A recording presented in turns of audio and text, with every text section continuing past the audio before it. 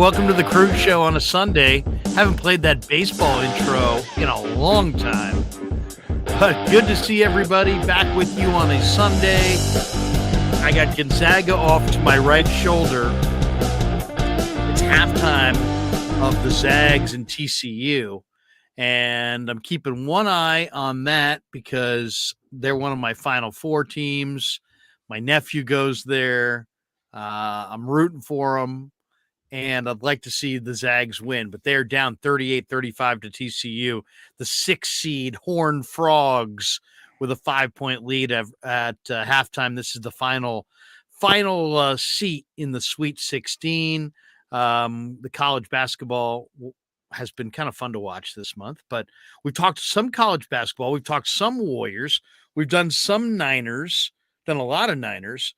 But we went to Arizona, but we haven't done tons of baseball. So welcome to the Pig and a Pickle Crew Show. And we're going to talk a lot of baseball tonight. Brought to you by Pig and a Pickle.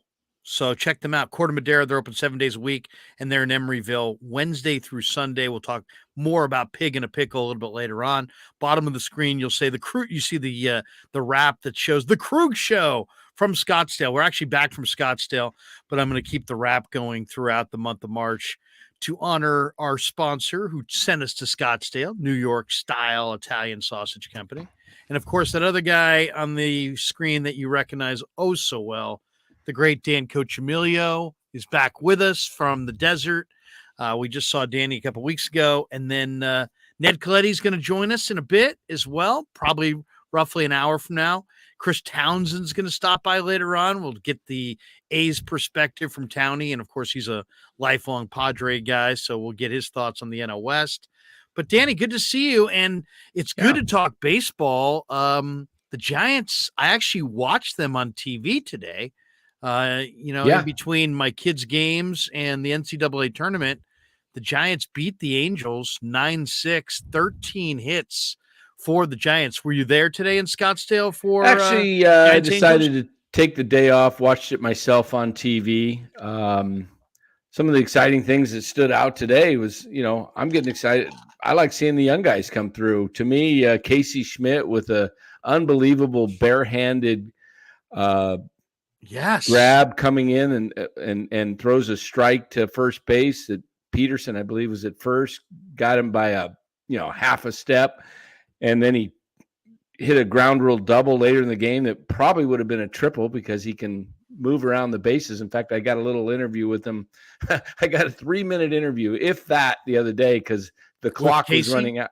Yeah, I've been trying to get him for 3 weeks, and finally went downstairs yesterday to grab him. He wasn't down there. Came back upstairs, and he was kind of wandering through there. I said, "Hey, Casey, we got 3 minutes. It's 9:27. 9:30, they just boot you right out." So I'm like, real quick. So it was kind of a, real fireball type quick questions, but it was kind of fun. So I got him, and I was kidding him about his wheels. I said, "Hey, saw you running around the bags there with the triple a week or so ago." And so that was an exciting play he made today. The other play that was pretty funny was, not funny, but in the sense is a double steal with Blake Sable on third base. Guy I remember who was on first took off, and the throw went down to second, and Sable took off, and he was going to make it. But the ball, the shortstop's throw hit the pitcher in the back, and it bounced over the catcher's head. It was kind of funny because the pitcher kind of got in a squat, so he wasn't in the line of fire, and it was a low throw and just bounced right off of his numbers on his back. But Sable would have beat it. That's with speed. Sable's got a lot of speed. So that was an exciting play. Then later in the game, Will Wilson cracked a 2-run home run down the left field line. So I like just seeing the young guys perform because, let's face it, the only way the Giants are going to ever be successful, a sustainable, successful franchise is if they get guys up from the farm team and that produce. The guy who kind of opened my eyes a little bit, at the end of this game was the 6'7" righty, Cade McClure, who Oh yeah. who came on at the end of the game, and he's obviously going to start the year in AAA. But 2 shutout innings for McClure, struck out a pair. This guy's kind of interesting, Danny. I mean, he's got big time stuff, that's for sure. Came from Yeah, the White good Sox guy. in the offseason. What they got him for who now? I'm not sure that transaction. Forget who Not it sure. was that went to the White Sox, but the Giants picked him up, and I mean, the guy's got pretty decent stuff. The other question, let's get right to a couple questions that are kind of interesting. You mentioned Blake Sable. He caught today. Mhm. Question of whether or not he's a big league catcher. They said they like his framing, but as far as everything else, he's stiff and he's robotic behind the plate. He did have an error, a catcher's interference today, which is Right. ruled an error. He went 0 for 3, scored a run, he struck out twice. He's hitting 344 with a 488 on base percentage. How do you see catcher coming together? Is Sable going to beat out Austin Wynns? Are they going to go Yeah, offense I over think there's defense? 4 catchers in Defense camp. over offense? 4 What's going catchers to in rule the day? camp, The offense or the and defense? yeah, I think they're going to go with possibly 3. I think Wynns is the odd man out. I see Perez being a definite guy. I think Perez is your opening day starting catcher.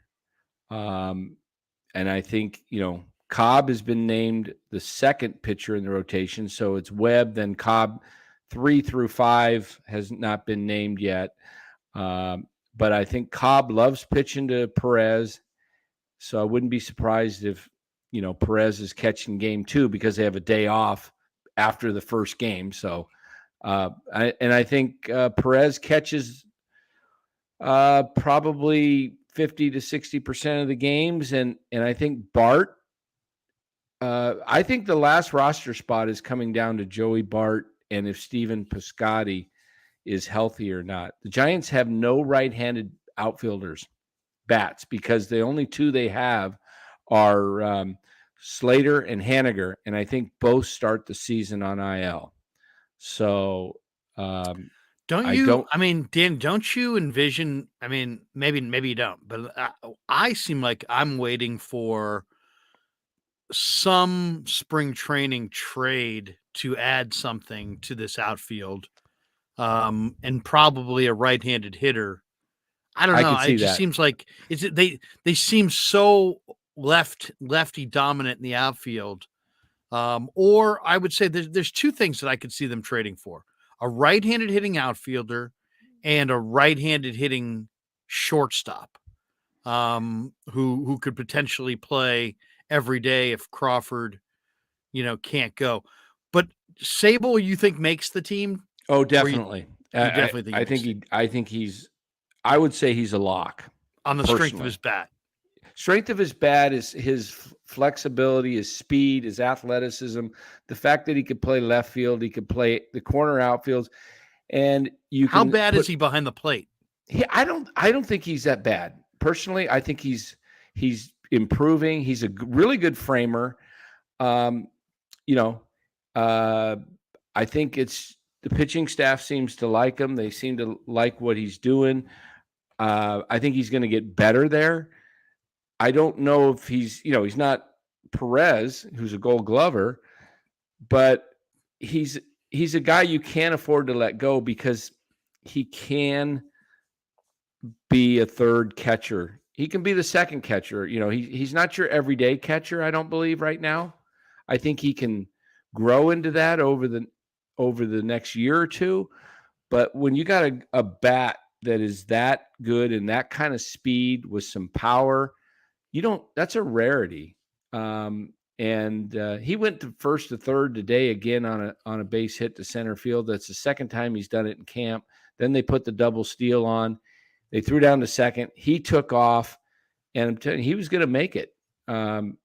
Even if the ball didn't hit the pitcher's back, he was in. So I don't know the last time I've ever seen the Giants, 1, pull off a double steal successful at home plate, and 2, having it be a catcher. that's taken off from third. So he's going to make the team. If he doesn't, I don't know what they're thinking, because you don't give up on a talent like that. Okay, so let's just say Sable makes the team, Yeah. Danny, because I think you're probably right. I mean, he probably makes the team. He's been pretty impressive. Let's go to shortstop. Crawford's got knee problems. Estrada's playing short right now. So they just moved Estrada from second to short. Now the question is, who can play second? Wilmer Flores started there today. He had a couple hits. Will Wilson finished there. He hit a home run. Is Will Wilson developed enough where they could go with him out of spring? What do you think of Will Wilson? What are you hearing about Will Wilson? Will Wilson's hitting 278 with a 458 Will on Wilson base. is a guy they were high on. They traded for him in the Zach Cozart deal a few years ago. They took on a $13 million commitment to take this kid away from the Angels. Yeah, and he's a 15th pick in the draft out of NC State. Where Trey Turner came out of NC State, and Carlos Rodon, Nick Sweeney, who's with the Giants. A lot of North Carolina State ball players making the big leagues. But I think Wilson may make an appearance at some point this year. He's not on the 40-man roster. I don't think he opens the season with the big club. I think Brett Wisely is a guy that probably he played makes center the club today. He plays center, he plays short, and he plays second. So I think he's hitting 172 this spring. Yeah, that may be an issue. They like his versatility, they like his scrappiness. The game, the word gamer gets thrown around a lot in baseball circles, and he's been kind of labeled that.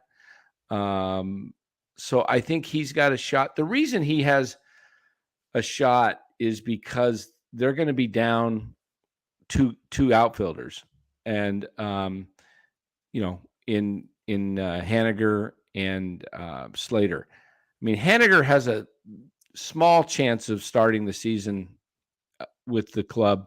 It's an oblique injury. I think I talked to him yesterday briefly. He said he's feeling better, but it's not something it was a grade 1 strain. They definitely don't want to push that, and start him off, and then it turns into a 2-month thing, Just get it healthy, make sure it's 100%. He's not swinging the bat yet. Today's the 19th? So the season starts 11 days from now on the 30th in New York. Go ahead and just start him off 10 days. Your DL, you got 2 off days in there, probably only going to miss about 8 games. And then, maybe he's 100%, have him 100% ready to go. And that's the way they start the season. So I think you're right about Larry, maybe a possible trade for a right-handed bat, because they really don't have a right-handed hitting outfielder. I mean, they could play Estrada out there, but,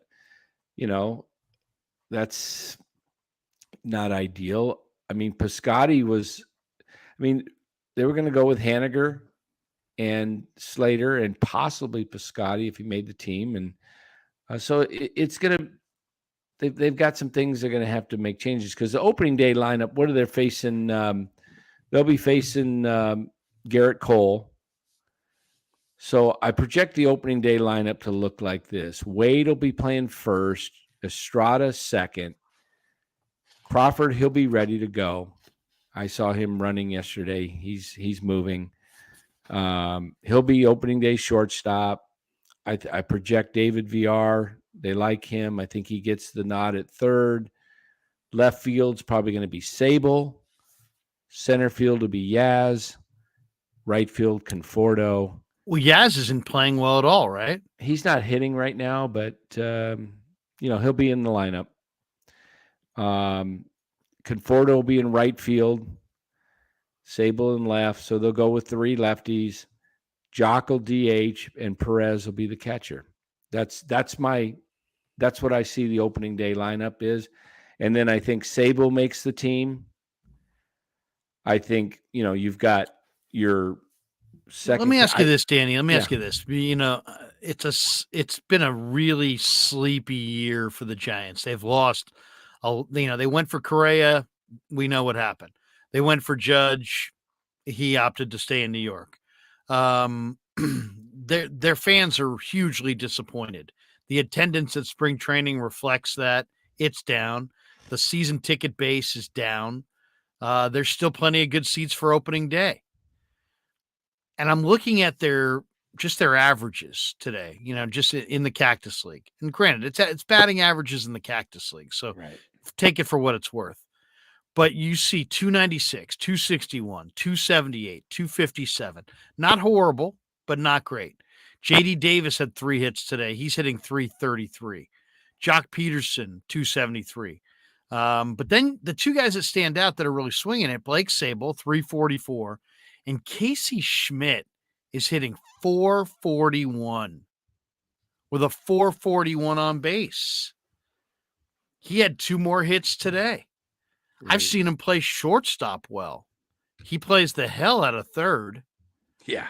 Do you think that there's any way?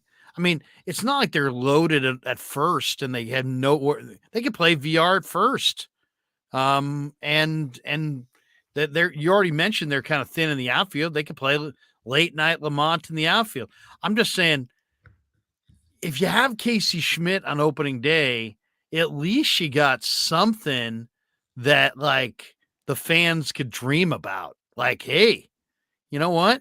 We're going to watch this kid. And yeah, this is not this is not a vintage Giants team, but this kid may be the next Matt Williams. This kid may be the next Will Clark. This kid may be the next guy that you actually want to invest time in and watch and support and buy a jersey and so on and so forth.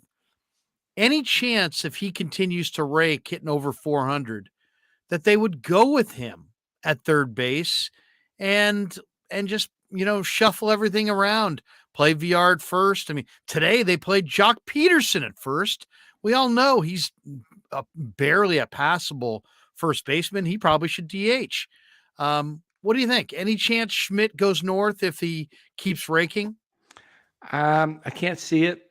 I mean, it would be kind of a nice story, but it would make him a lot more interesting. Yeah, it's not the Giants' way. I think they want to see him do well at AAA, and I think they start the season at AAA.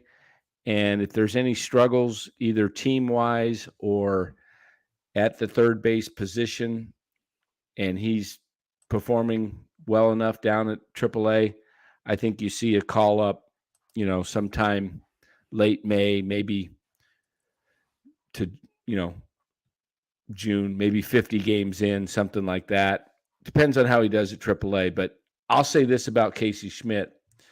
I made a prediction. Real. I made a prediction today. I think in 3 years, when Arenado and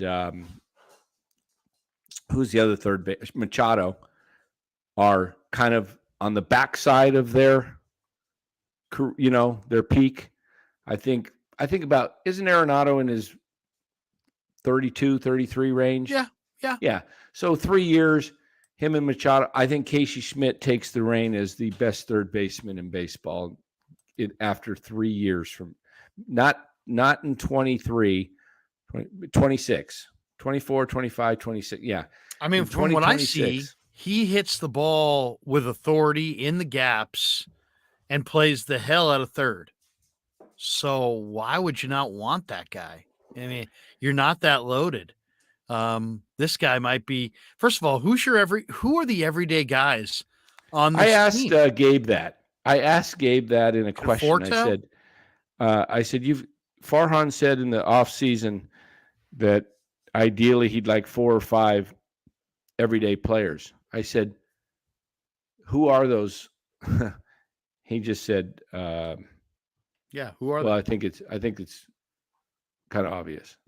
So I'm like, well, it's not really to me, but I think the everyday players are the middle of the infield, Estrada and Crawford, but Crawford's not going to be an everyday player because they're going to load manage him. He's already said it. So, I mean, they're basically going to play Crawford like they did Posey, where Posey played, only 2 out of every 3 games.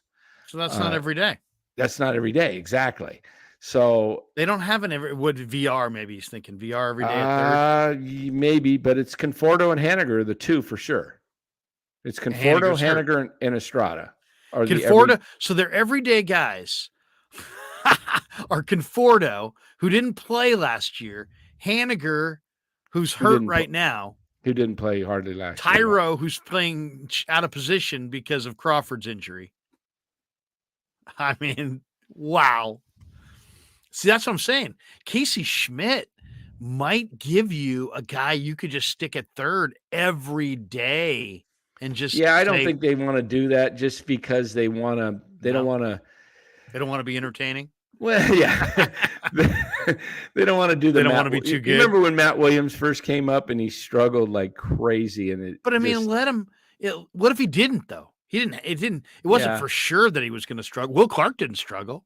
Right. I think you go the natural progression. Give him at least give him 50 days down in AAA. See how he does.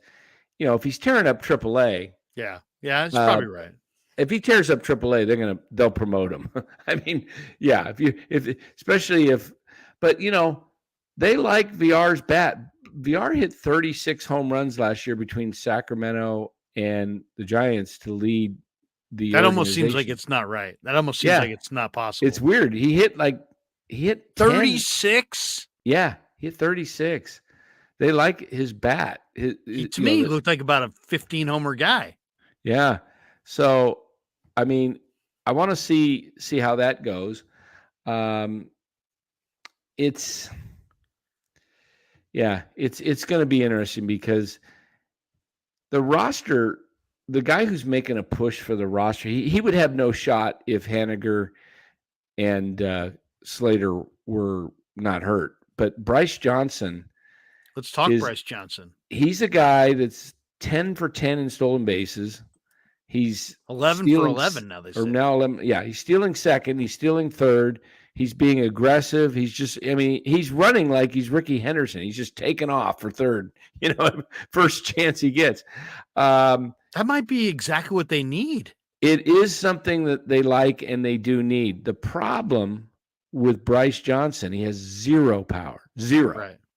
And so for him to be able to play, that means Haniger and Conforto and VR and Estrada and Peterson and Wade and Flores, who's ever in the lineup, they got to be jacking the ball, okay? Those guys got to be driving the ball out of the park on a consistent basis because if they're not hitting home runs, you can't have, Bryce Johnson, who has, like I said, zero. I don't even, But Bryce Johnson, I mean, he had 2 hits yesterday against the Cubs in Scottsdale. He's hitting 360 with a 433 on base. And some of these averages, Austin Wynns is hitting 143. VR is hitting 125. Yaz is hitting 063. He's on the fucking bingo card. And late night Lamont, maybe all those Cactus League games are played in the daytime, and that's not good for him. He's hitting 185. And this is in Arizona with thin air, and you're battling, minor league pitchers half the time. And isn't that a concern? No? I don't know if it's a huge concern just because you're old enough to remember Randy Elliott in 77. Went 29 for 53 in the Cactus League, 18 extra base hits. Dropped the fly ball on opening day and was gone 3 weeks later. Yeah, we all thought, oh my goodness. If you look up the Cactus League Hall of Fame, Randy Elliott is at the top of the board. He's like the Giants have had some guys. Heck, I can remember when they called Chili Davis Charles Davis. Oh, yes, right. They called him Charles Davis. Also, Charles Davis is having a great spring. So I don't think you'd get to. I mean, Bruce Bochy the other day said he's been fooled by Cactus League performances or spring training performances and gotten guys who've made the team and really never to be heard from again. So, you're facing guys in spring training that are either they're major league pitchers and they're not throwing their best stuff, they're working on something, or you're facing guys that are, minor leagues, they're up from camp, they're throwing an inning. It's just you can't take anything in spring training. What I look for in spring training is tools like Sable. I look for his speed going from first to third. I look for today that the fact that he easily stole home on the double steal. I look for guys that are taking pitches and getting walks, working the count. Guys that make acrobatic plays, athleticism, because athleticism is something you don't lose.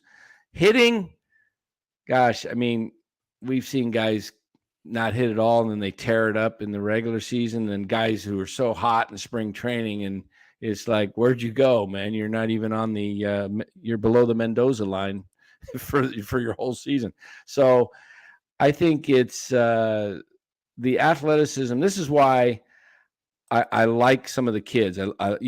Schmidt, Sable, Brett Arbeck looks like a guy that might be a guy that could be a utility type wasn't he guy.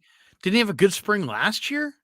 Yeah, he was the whatever they call their Barney award. Nugent award winner. Yeah, he got that last year. So I think he's a guy that they like the fact because he could play second base, he could play center field, he can catch.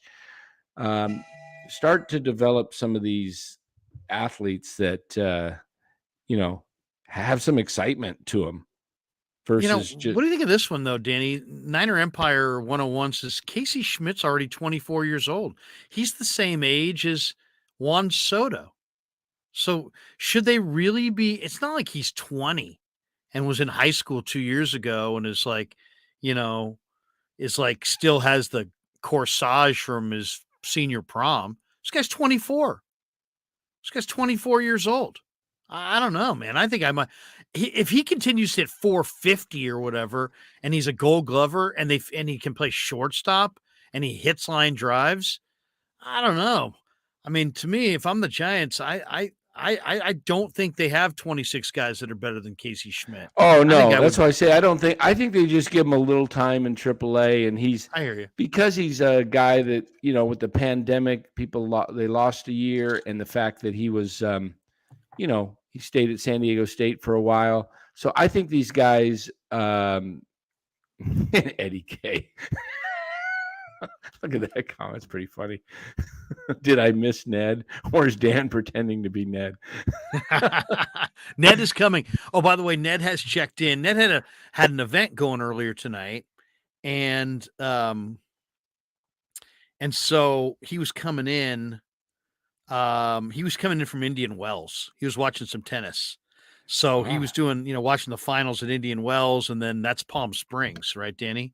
Isn't Indian Wells Palm Springs? It's just outside Palm Springs. Yep. He said then a couple-hour drive. So he said he's in traffic and it's raining. He said there's very little chance he'll get it here by 9. I said, don't sweat it. Join us when you can. So he's going to be here, but it probably is going to be more like 40 minutes from now. So anyway, just, giving you the update on Ned's whereabouts. But Ned will be joining us. Chris Townsend's going to stop by. He's like Mr. A's. We'll get his thoughts. Giants just beat the A's, or just played the A's. Did they beat the A's? Or did the A's beat them? I'm not sure. I think the A's beat them. Maybe I can't remember. Was that? Brian Iglesias says the frustrating aspect with the Giants is that they're counting on a lot of big ifs this season. Oh, yeah. They'll be good if Crawford can get healthy, if Haniger, doesn't get injured, if Conforto. Their whole season is built on an if. It's a gigantic if. It's a big if.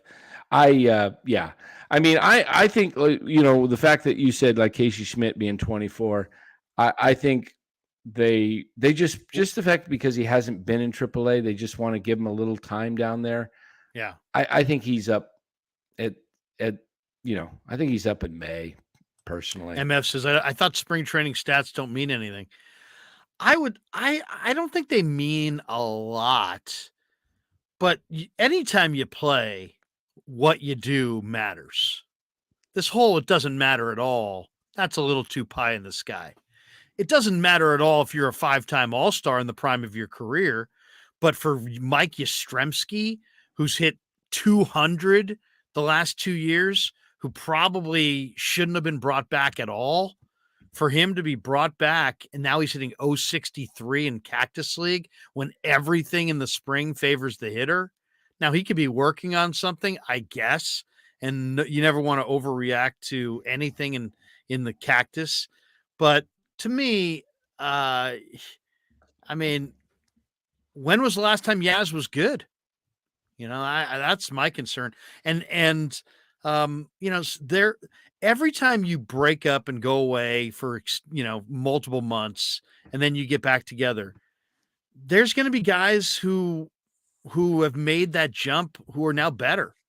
And there's going to be older players who are now just suddenly done. I think that's the way it happens in baseball. I don't think you always get like this super gradual, well, you're good, then you're pretty good, then you're just okay, then you're sort of bad, then you're really bad.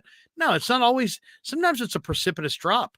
Sometimes guys go from hitting 320 one year, and then the next year they hit 244, and the next year they're out of baseball. It's just the way it is. It's just your margin for error is nothing. So I don't know. I personally, I don't think there's a lot of Giants fans that would say, give me a reason to go out there. Give me a reason to pretend or to show interest in this club. I kind of think of this year kind of like 86, where you had a bad year last year. Now, granted, 85 was 100 losses. This year, they're coming off 500. But they had to really, play like crazy in September to get to 500. It was a pretty ugly year, especially coming off of the 107 win season from the year before. I just think that the giant enthusiasm of their fan base is at an all-time ebb right now.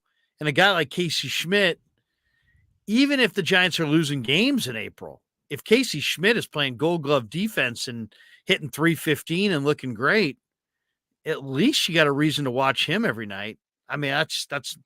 Oh yeah, I'm at the point that if this season, I don't think it will, but if it goes, really bad, where, they're, what do they usually play? 90 games by the All-Star break, something like that. Right. So, I mean, if they're sitting there something, like 35 and 55, something like that at the All-Star break, I'm just saying, okay, just get rid of everything you can and rebuild it, get younger assets, and then just start playing all the young guys. I mean, Harrison, Schmidt, Von Brown.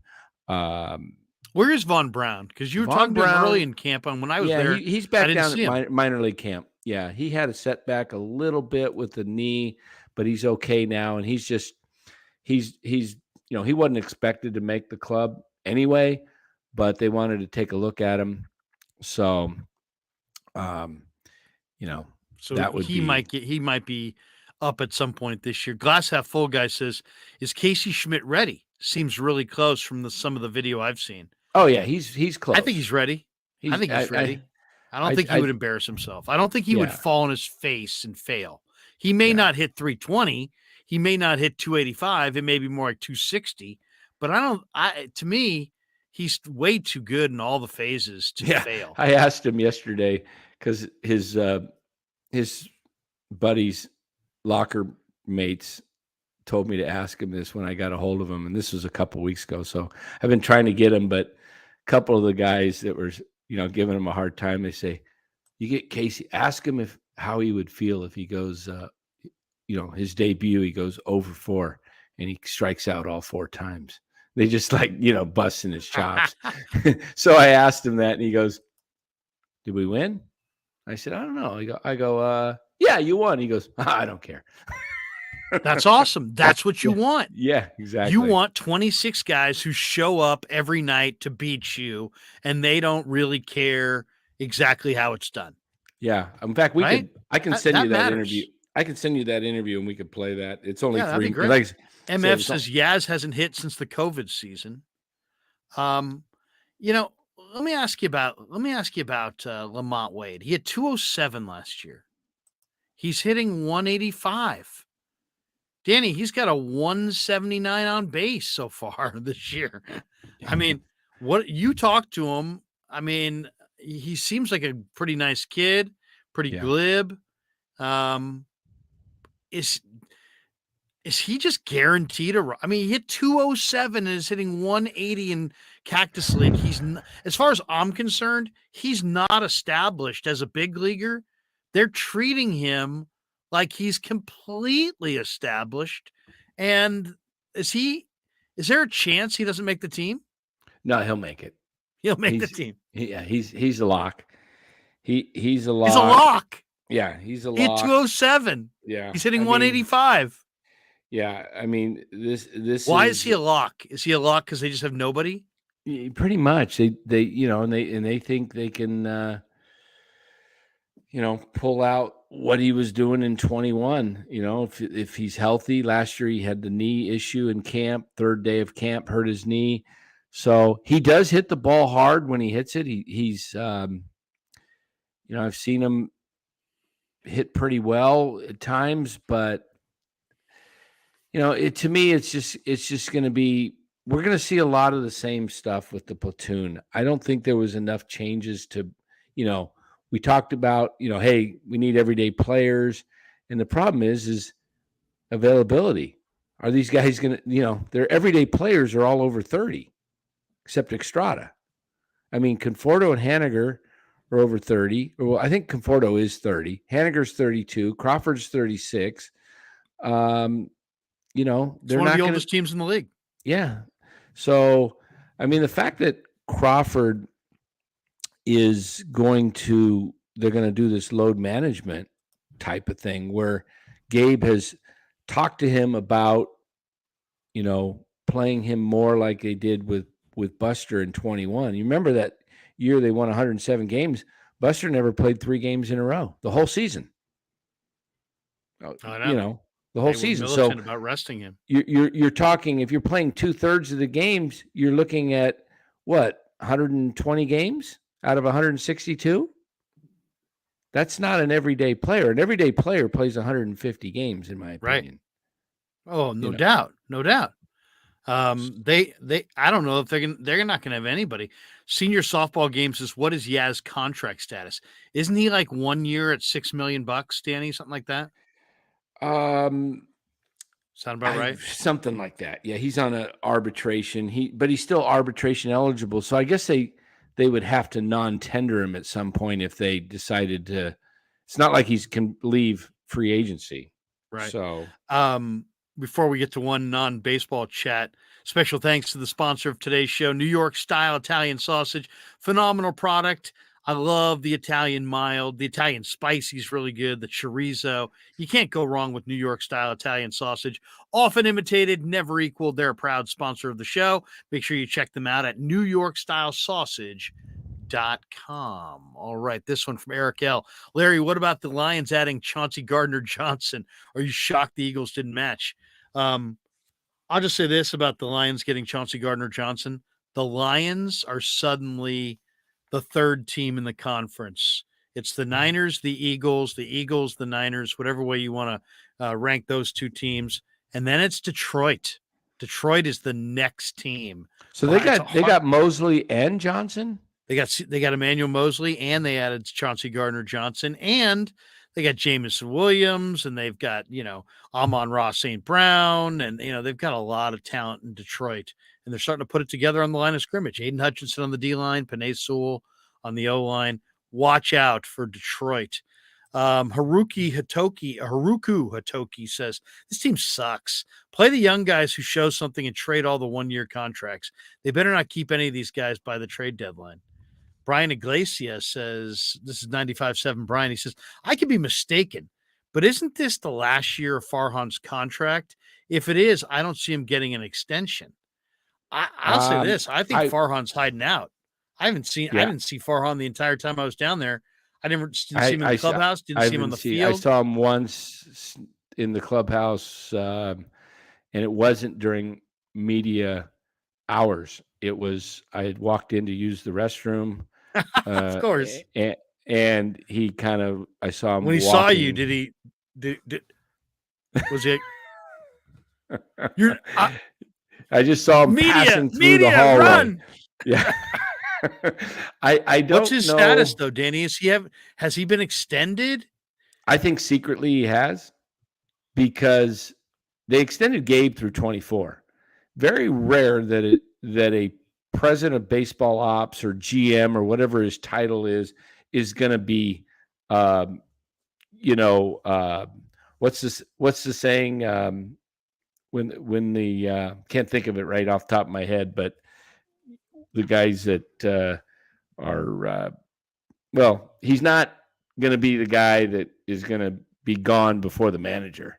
I mean, that just doesn't happen. You don't think he's a lame duck? Yeah, that's the word. I was drawing a blank. Lame duck. Thank you.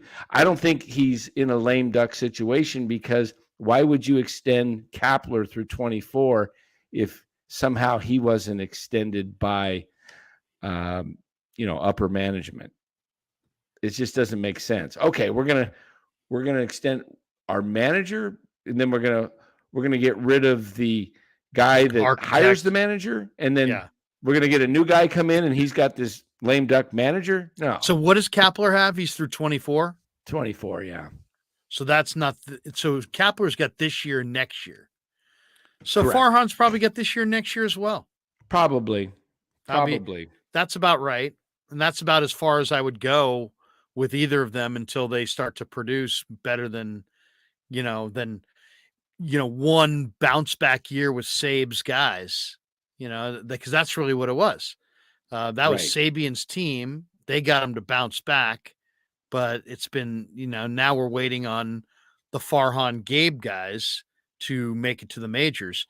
Senior Softball Games says, do you guys really think if the Giants signed Aaron Judge that this offseason they would be any better?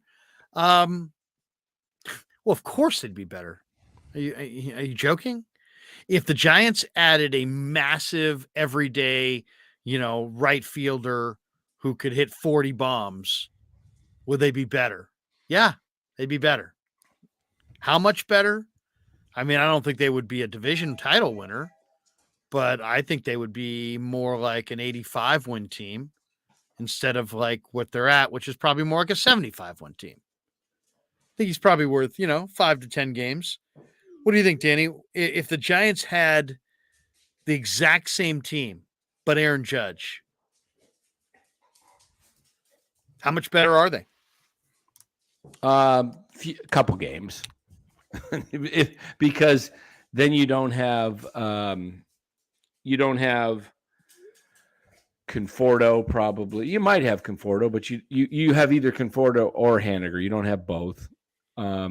So are they better by a lot? No. Had they got Correa and Judge, yeah. Now you're talking a team to be excited about. But the whole thing with Judge, with the rest of the way the roster is, it'd be better, and they'd be a possible playoff team. And crazy enough as it isn't right now, they're probably, there's 6 teams that make the playoffs. They're somewhere 7 to 9 range. I lump them in there with the Diamondbacks, the Cubs, and the Brewers. Those 3 teams plus the Giants. So that's like 7 to 10. Those group of teams, to me, one of them might sneak into the playoffs if things don't go right. Right. I got an actual text from my buddy who's a diehard Dodger fan, and listen to what his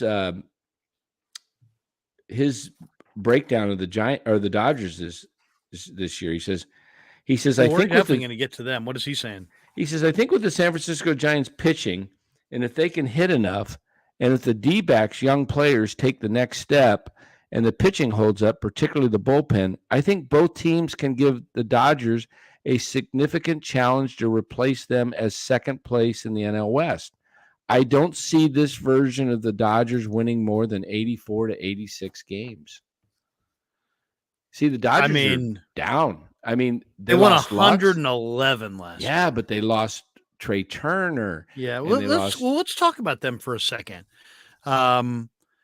So they added JD Martinez, so he's their right-handed DH. They added David Peralta. They brought up Miguel Vargas, who swings the hell out of the bat. He's probably going to play second. They added Miguel Rojas, who's a damn good player. But now Gavin Lux tore his ACL, so Lux is done for the year. I just read that Tony Gonsolin is not starting. Sprain. He's out. He's got what? High ankle sprain. High ankle sprain. They did add Syndergaard to their rotation and Shelby Miller to their pen. They won the division last year for the 9th time in 10 seasons. They won the division by 22 games over the Padres. 111 wins. That was the 4th most in the history of baseball. And they led all of baseball last year with a 2.80 ERA. Now, they did lose Trey Turner, as Danny said. They lost Justin Turner, Cody Bellinger, Tyler Anderson, who had a really good year, Craig Kimbrell. But they brought in JD Martinez, Rojas, Peralta, Yanni Hernandez, Syndergaard, Shelby Miller, Jason Hayward is in that camp. Yeah, I think they got it. I think they're. I don't think this is the strongest Dodger team in a long time. Fangraphs projects them to not win the division, to be second. Fangraphs says they're going to go 86 and 76. Pacoda says the over-under 89? is 94 and a half. Oh, interesting. I think they're closer to a 90-win team. They're 90. I think they're a 91 team. I think they're, they'll figure something out. But they are. This is probably the weakest Dodger team on paper in this 10-year run that they've, made the playoffs 10 consecutive years since 2013. But will the Giants be able to take advantage of it? Probably not. I think it's Dodgers, Padres, D-backs. Oh, I think it's Padres 1. I think it's clearly the Padres 1. Oh yeah, clearly. They have the better lineup. Yeah. The only thing about the Padres, let's talk about the Padres for a second. Padres are an interesting team. They added Bogarts. They have Juan Soto. They have Manny Machado, Cronenworth, Nelson Cruz, Trent Grisham, Austin Nola, Ha-Seong Kim. But, they finished second last year. They made the wild card. Prior to last year, prior to 2020, they hadn't had a winning season. Hold on. I got somebody at my door here. I got some friends that are coming over. I'm going to put this on mute and you can go. No problem. Keep going. All right. Yeah. But I mean, they're prior to 2020, they hadn't had a winning season since 2010, hadn't made the playoffs since 2006. So the Padres did lose a lot. They lost Josh Bell, Brandon Drury, Will Myers, Sean Manaea, Mike Clevenger. They upped their payroll to $250 million. Last year's payroll was $214 million. So they added a ton of payroll. And they added Bogarts, 11 years, $280 million. They extended Manny Machado for 11 years for $350 million. They gave Joe Musgrove big money. They paid Darvish big money. Robert Suarez got 5 years and $46 million. But, it's kind of their rotation is not a for sure thing. It's Yu Darvish, Blake Snell, Michael Wacha, Nick Martinez, Seth Lugo. So, I mean, it's not like their rotation's overwhelming. Fangraphs projects the Padres to win 91 and 71. Pacoda says they're going to win 93. I think that's about right. I think Padres are going to win. I think the Dodgers win the division around 94, 95 wins. I think Padres finish second, right around 92, 93. They'll finish a game or two behind. That would be my pick. And then I think the Diamondbacks finish third. Now, some people like the Giants to finish third, but I kind of like Arizona to finish third. Corbin Carroll, Ketel Marte, this is their everyday lineup. Corbin Carroll's an everyday guy in left. Ketel Marte is the everyday guy at second. Jake McCarthy's fast. Christian Walker has power. Jose Rojas at third. They brought in Lourdes Gurriel to be the DH. Alec Thomas was a good player for them last year. Carson Kelly, the catcher. Nick Ahmed at short. And then their rotation is Zach Gallen, Merrill Kelly, Madison Bumgarner, Zach Davies, and Ryan Nelson. Not a great bullpen. They won 74 games last year. It was their highest win total since 2019. But I like their young core. And their big loss, I mean, they lost Dalton Varsho, but they added Gabe Moreno, who's a really good young catcher, and Lourdes Gurriel in exchange. So they did lose Caleb Smith and Jordan Leplau and Ian Kennedy. They added Evan Longoria. They added Kyle Lewis. They added Miguel Castro. Fangraph says 77. Pacoda says 73 to anywhere between 73 to 88. That's a huge, huge disparity there. But I think Arizona's young. I mean, the one thing about Arizona, they're young. They have lots of youth. They got lots and lots of young talent. They got speed. I don't know. I like Arizona more than I like the Giants for sure. And then Colorado. I I saw Colorado at Salt River last week, and I don't get Colorado. They have this kid, Zach Veen, who's going to be terrific, who's a right fielder. But Colorado, though their rotation's not horrendous. Danny, I don't know what you think of. I was going through Arizona. By the way, MF says, is Marco Luciano legit? Somebody said earlier in the chat that Kapler said that Luciano could play in the big leagues this year. Is that true? It's possible. It's possible toward the end of the season. I think Luciano is definitely targeted for opening day with the big club next year. If he stays healthy, there's no doubt him and Casey Schmidt are in the starting lineup opening day next year. But I don't think Luciano is going to be a shortstop. I think he's going to play outfield. He's a left fielder now. Yeah, he's not. They can't leave him at shortstop. He's got back issues that you need that range. He's thickly muscled too. Yeah, you can't have that happening with him. He's an outfielder, in my opinion. Which takes his the Giants are the kings of this. They'll have some prospect, and they'll be like, right as they're on the verge of breaking through to the big leagues, there'll be something that takes their value down dramatically. And it's like, that's Marco Luciano. If Luciano is a left fielder, a low average left fielder with power, that's not the same player that if he's a 5-tool shortstop like they've been billing him as.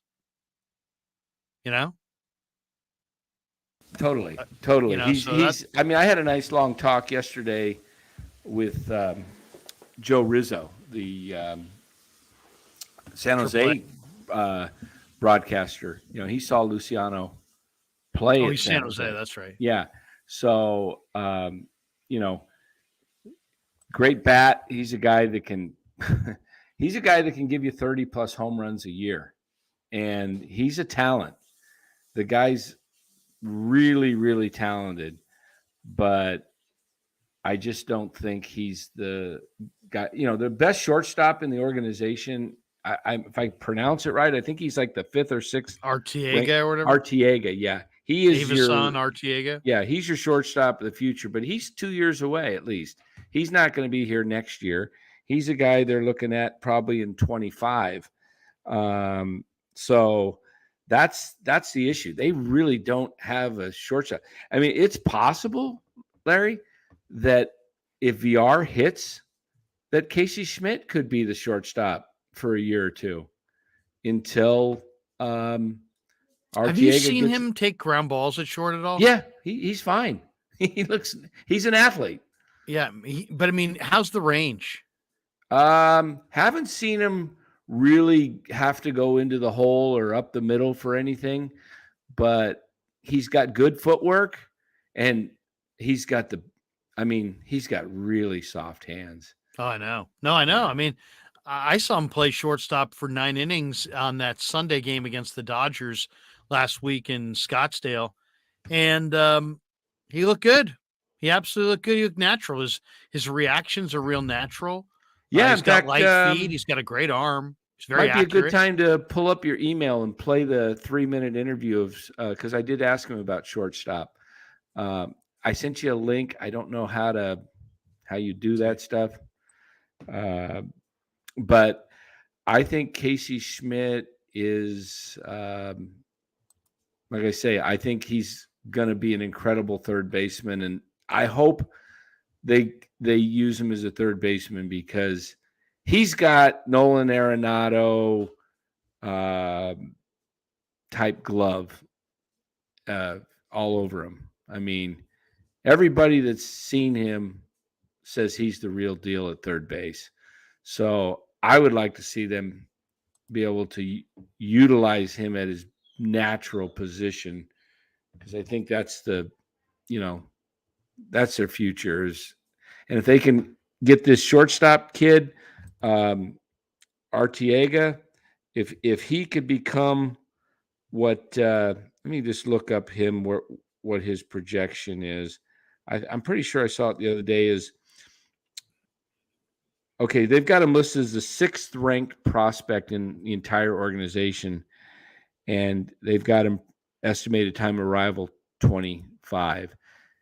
You know what's mind blowing though, Larry? When you look trying to get this called up here, but yeah, I think what's mind blowing is Hunter Bishop was the number 1 draft pick of the Giants in 2019, and he was. Some said in the draft he may have been the most talented player in the draft, and he's not even on the Giants' top 30 prospects anymore. He's fallen off that bad.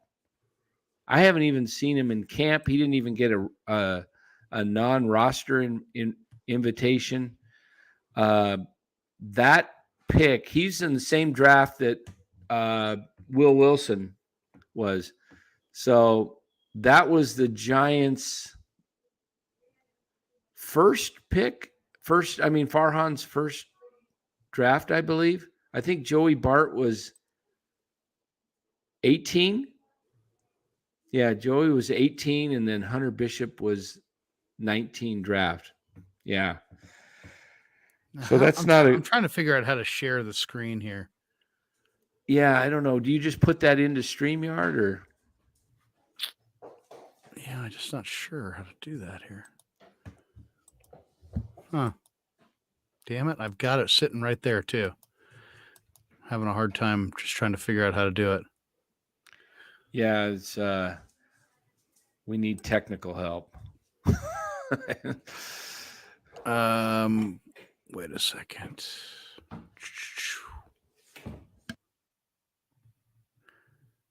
Yeah, I don't know if we can do it. I mean, I could play it from here in my headset. Well, no, I can't play it there either. Well, we might not be able to do it. We might have to do it a different time. But you got 3 minutes with Casey, huh? He seemed like a pretty good kid. Yeah, really nice kid. Yeah. It was only 3 minutes. Like I said, I would have had a good 10-minute interview with him if we had more time. But they're pretty strict with the media.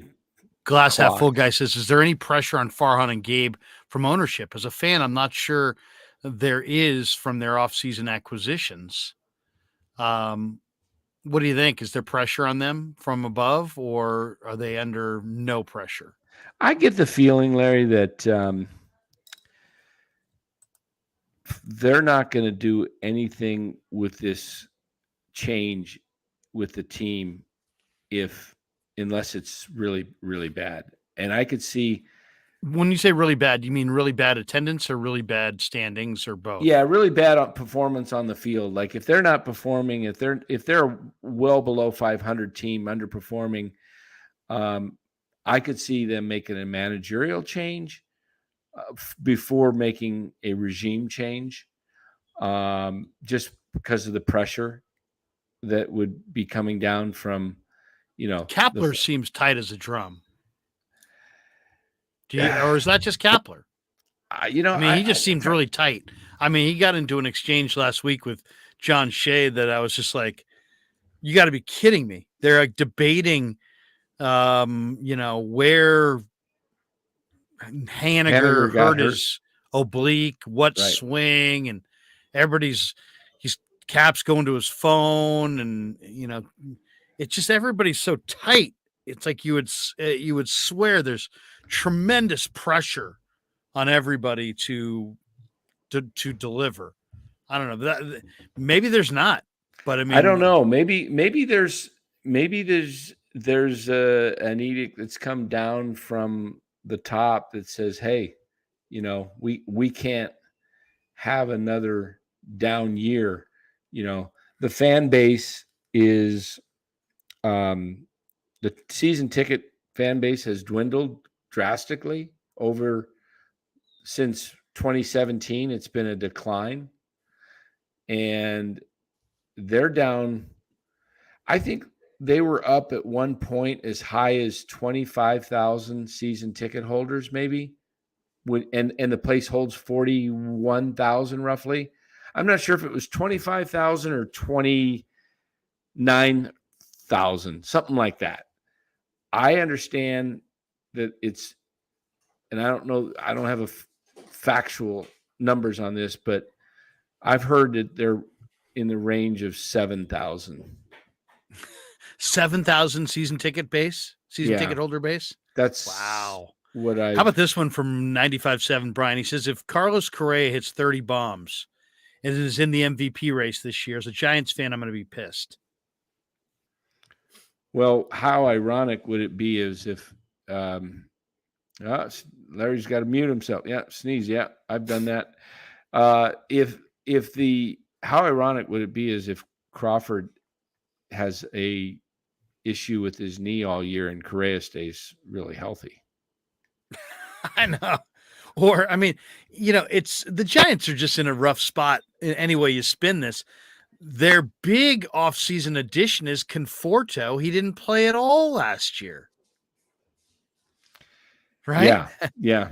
Conforto is the biggest name they got. I will say this about Conforto, though. I think that guy's really good. I didn't realize, being that he's played with the Mets all these years, watching him play, watching him hit, that guy hits bombs, and says he feels really healthy, and he looks good. I think Conforto could have a big year. The problem is if he has a really big year, he's got an opt-out. Right. So you're not going to have. So if you lose, you win. If you lose, you lose. But if you win, you lose. Yeah. The only way that two win situations can happen with Conforto is that he has a big year and the Giants have a big year, like 21 and I'm not saying 107 wins, but somehow make the playoffs, and you get a really good year out of him. It produces the playoffs, and maybe you sign him to a multi-year deal. The second thing is that you trade him this year and you get a really good prospect for him. The worst thing that can happen is he has a down year and he comes back next year, and you got him for 2 years. Or if he's hurt. The worst thing is if he's hurt like he was last year. Right. But I do Brian think says the talks that Luciano being more of a left fielder than a shortstop is very discouraging as a Giants fan. Oh, yeah. Yeah. I mean, if you think your star 5-tool shortstop is now kind of a, injury plagued, all or nothing left fielder. Yeah. I just don't think he's ever been an ideal shortstop anyway because of his size and his range. I think according to some of the sources that I've talked to, just don't feel like he's really the long-term answer at short, but they love his bat. And you know what? If he plays left field and hits you 30 home runs a year and drives in close to 100 runs, that's okay.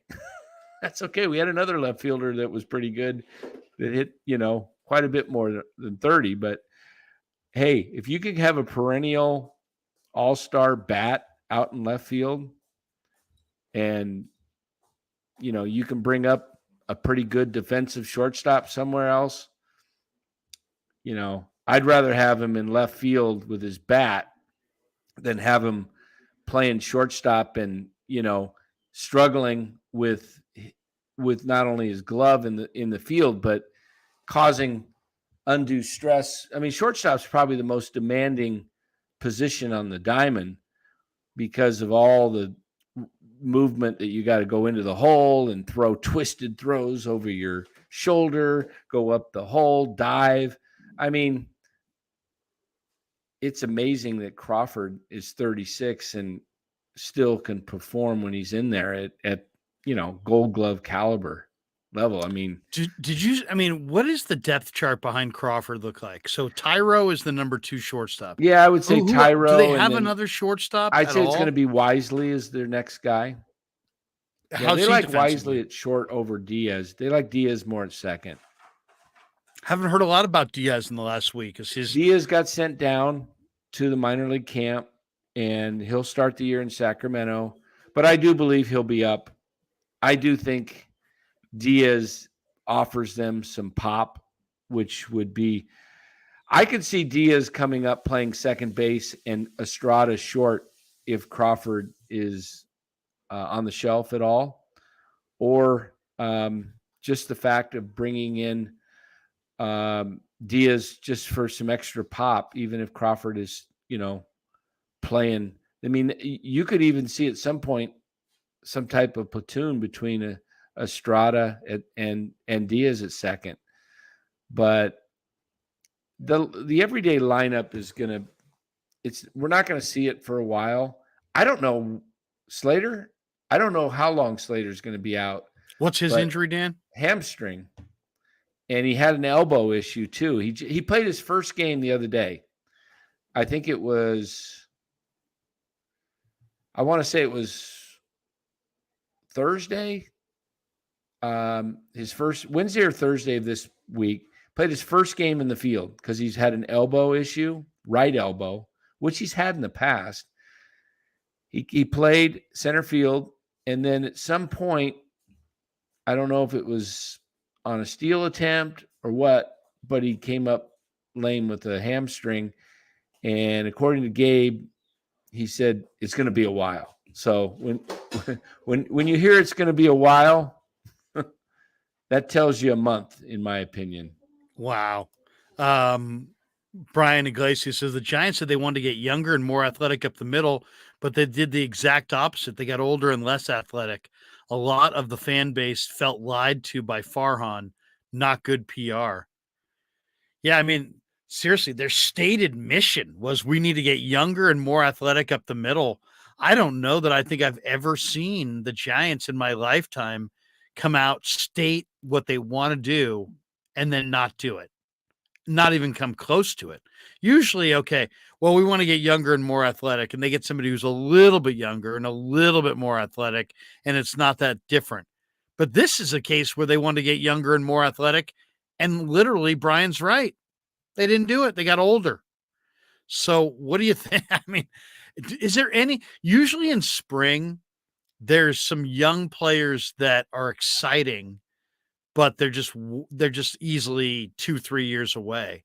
Have you seen anybody in any of these Cactus League games you thought, man, that guy's really exciting, but he's 3 years away? Well, here Grant McCrae is a guy. I don't think he's 3 years away. I think he's 2 years away.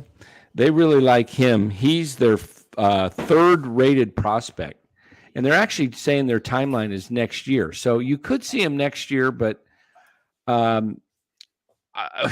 here's the thing that to me gives me, if there's any ray of hope for the future, it's Casey Schmidt, it's Luciano, it's Grant McCrae, Kyle Harrison, Von Brown. All those guys have the potential to be contributing by, some point either this year or next year. Now, imagine and then Matos.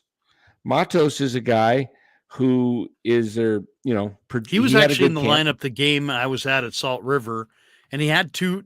I think he was 2 for 3 with like a triple.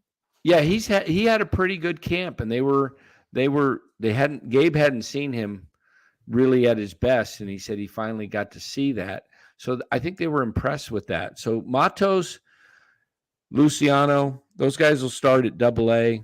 I think Von Brown probably starts at Double A just because that's where he was last year, and then I think he'll move quickly to Triple A.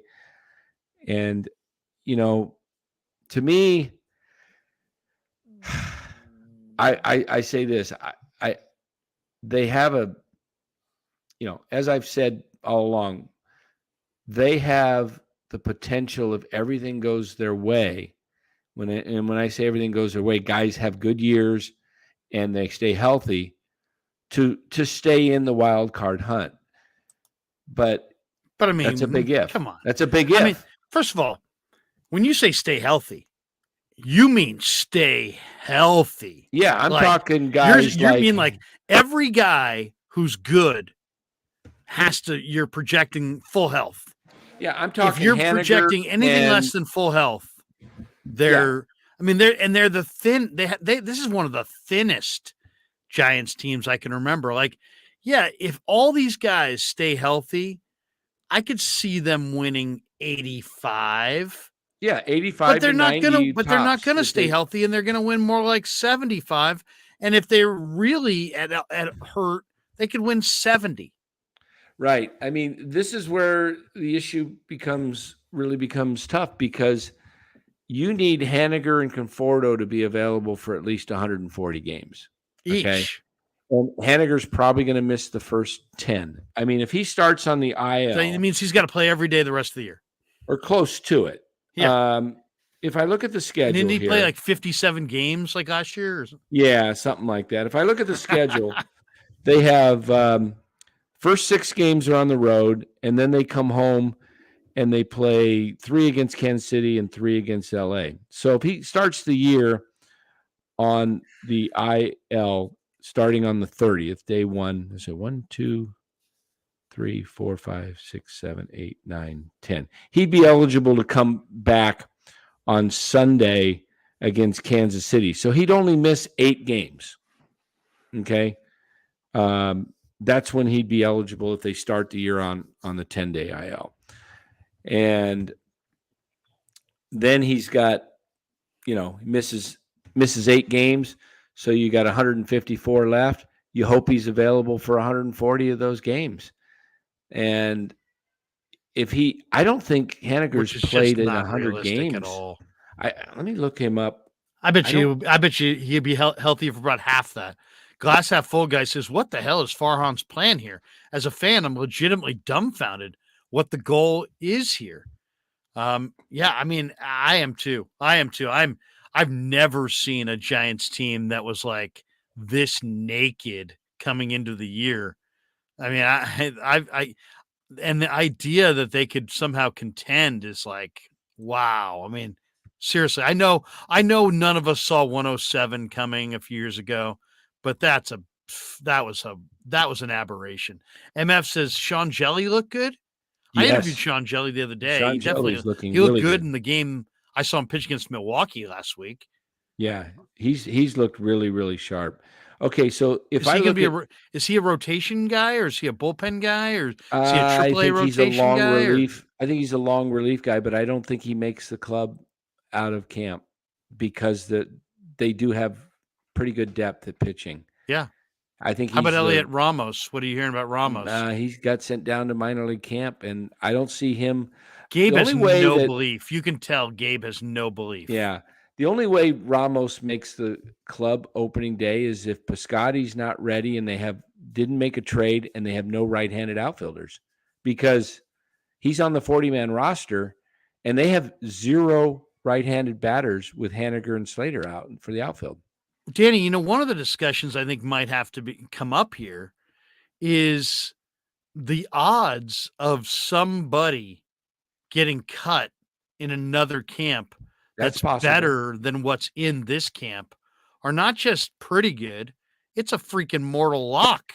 Like, I mean, the Dodgers have Bradley Zimmer in camp. He's a big right-handed hitting outfielder. He's probably not going to make the team. These guys are all going to get cut. Every team's got these guys. I would say these guys are probably right there with who the Giants have. What do you do? You think that we'll see Farhan be aggressive, making moves, attracting, bringing in other teams, cut down players at the deadline? Because I absolutely do. I think there'll be 3 guys at least, maybe more, that will make this roster that will just be cut on a different team. That's a possibility, because if you look at the roster of the Giants, they have on their 40-man, if I take their 40-man roster, they're going to create 3 roster spots off the 40-man by placing 3 guys on the 60-day. Who's that? So I think number 1 is Luke Jackson, the reliever. Right. He's not going to be ready to pitch until July. He's like this year's version of Brebbia. Exactly. He's this year's version of Brebbia. And after talking to Brebbia looked good today, by the way. Yeah. Brebbia didn't feel really right until the following season. So I don't know what you're going to get out of Luke Jackson this year, because it's only been like 12 months since the surgery. I think he had it in April of last year. So most of the guys I talked to that have experienced Tommy John said they kind of felt better at 18 to 20 months, like where they were really, really felt, 100%. So there's an open roster spot right there on the 40.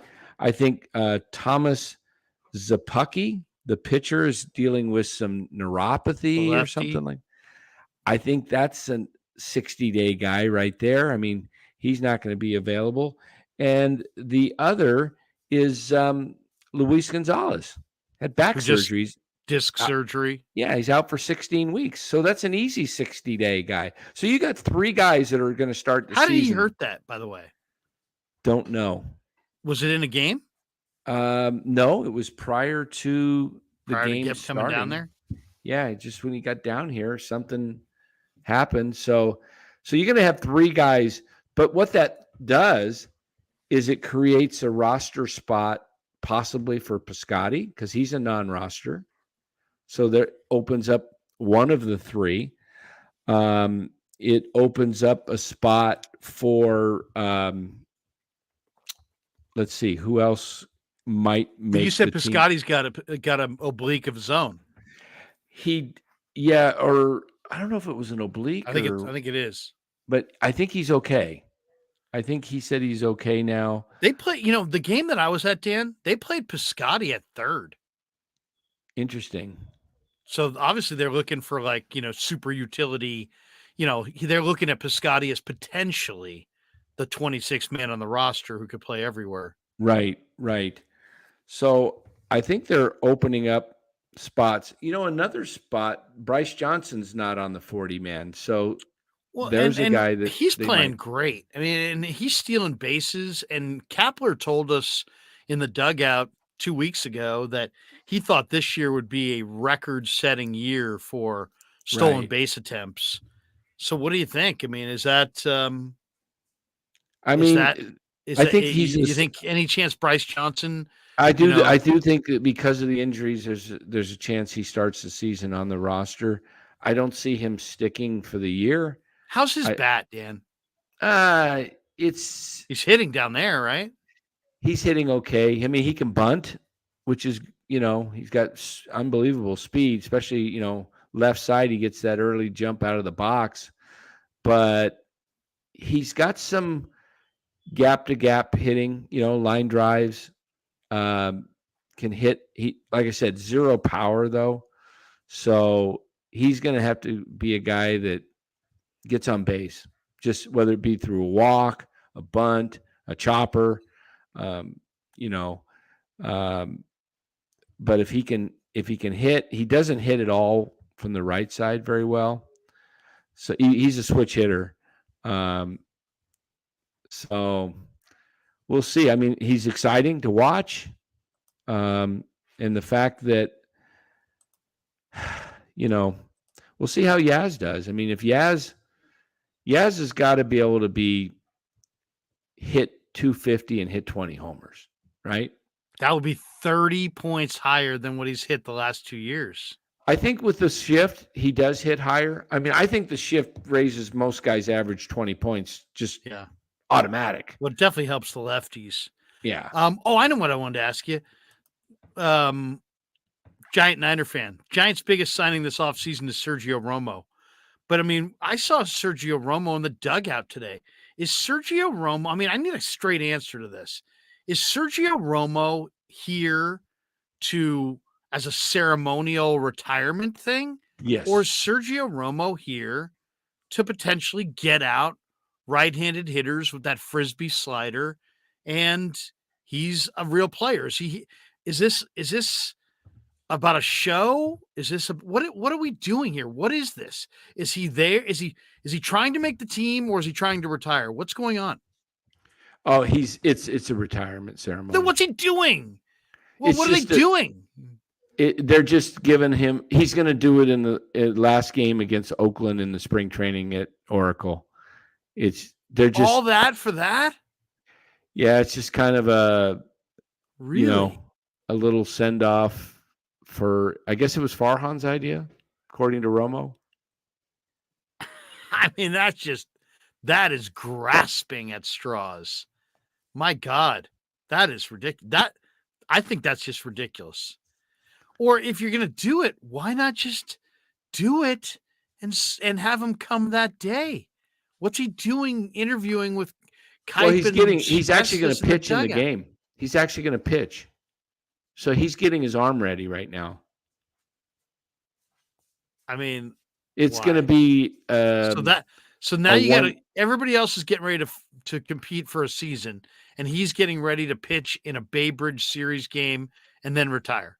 Yeah, probably walk off the mound. Are you 100% sure by that? Yeah, I am. Wow. If we play the interview, is anybody questioning the wisdom of that at all, or is that just like, oh, that's great, that's awesome, that's going to be incredible, way to go Giants? I mean, is that how soft the media contingent is that nobody's pushing back on this charade? Why would they waste time with that? I think it's probably a tribute to the.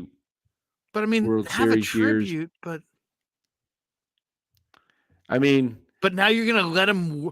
You're trying to put together a team to compete for a playoff spot, and now while you've got a clubhouse full of guys who are trying to get ready to compete.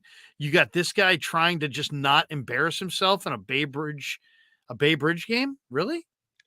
Yeah, I'm sure it's one inning.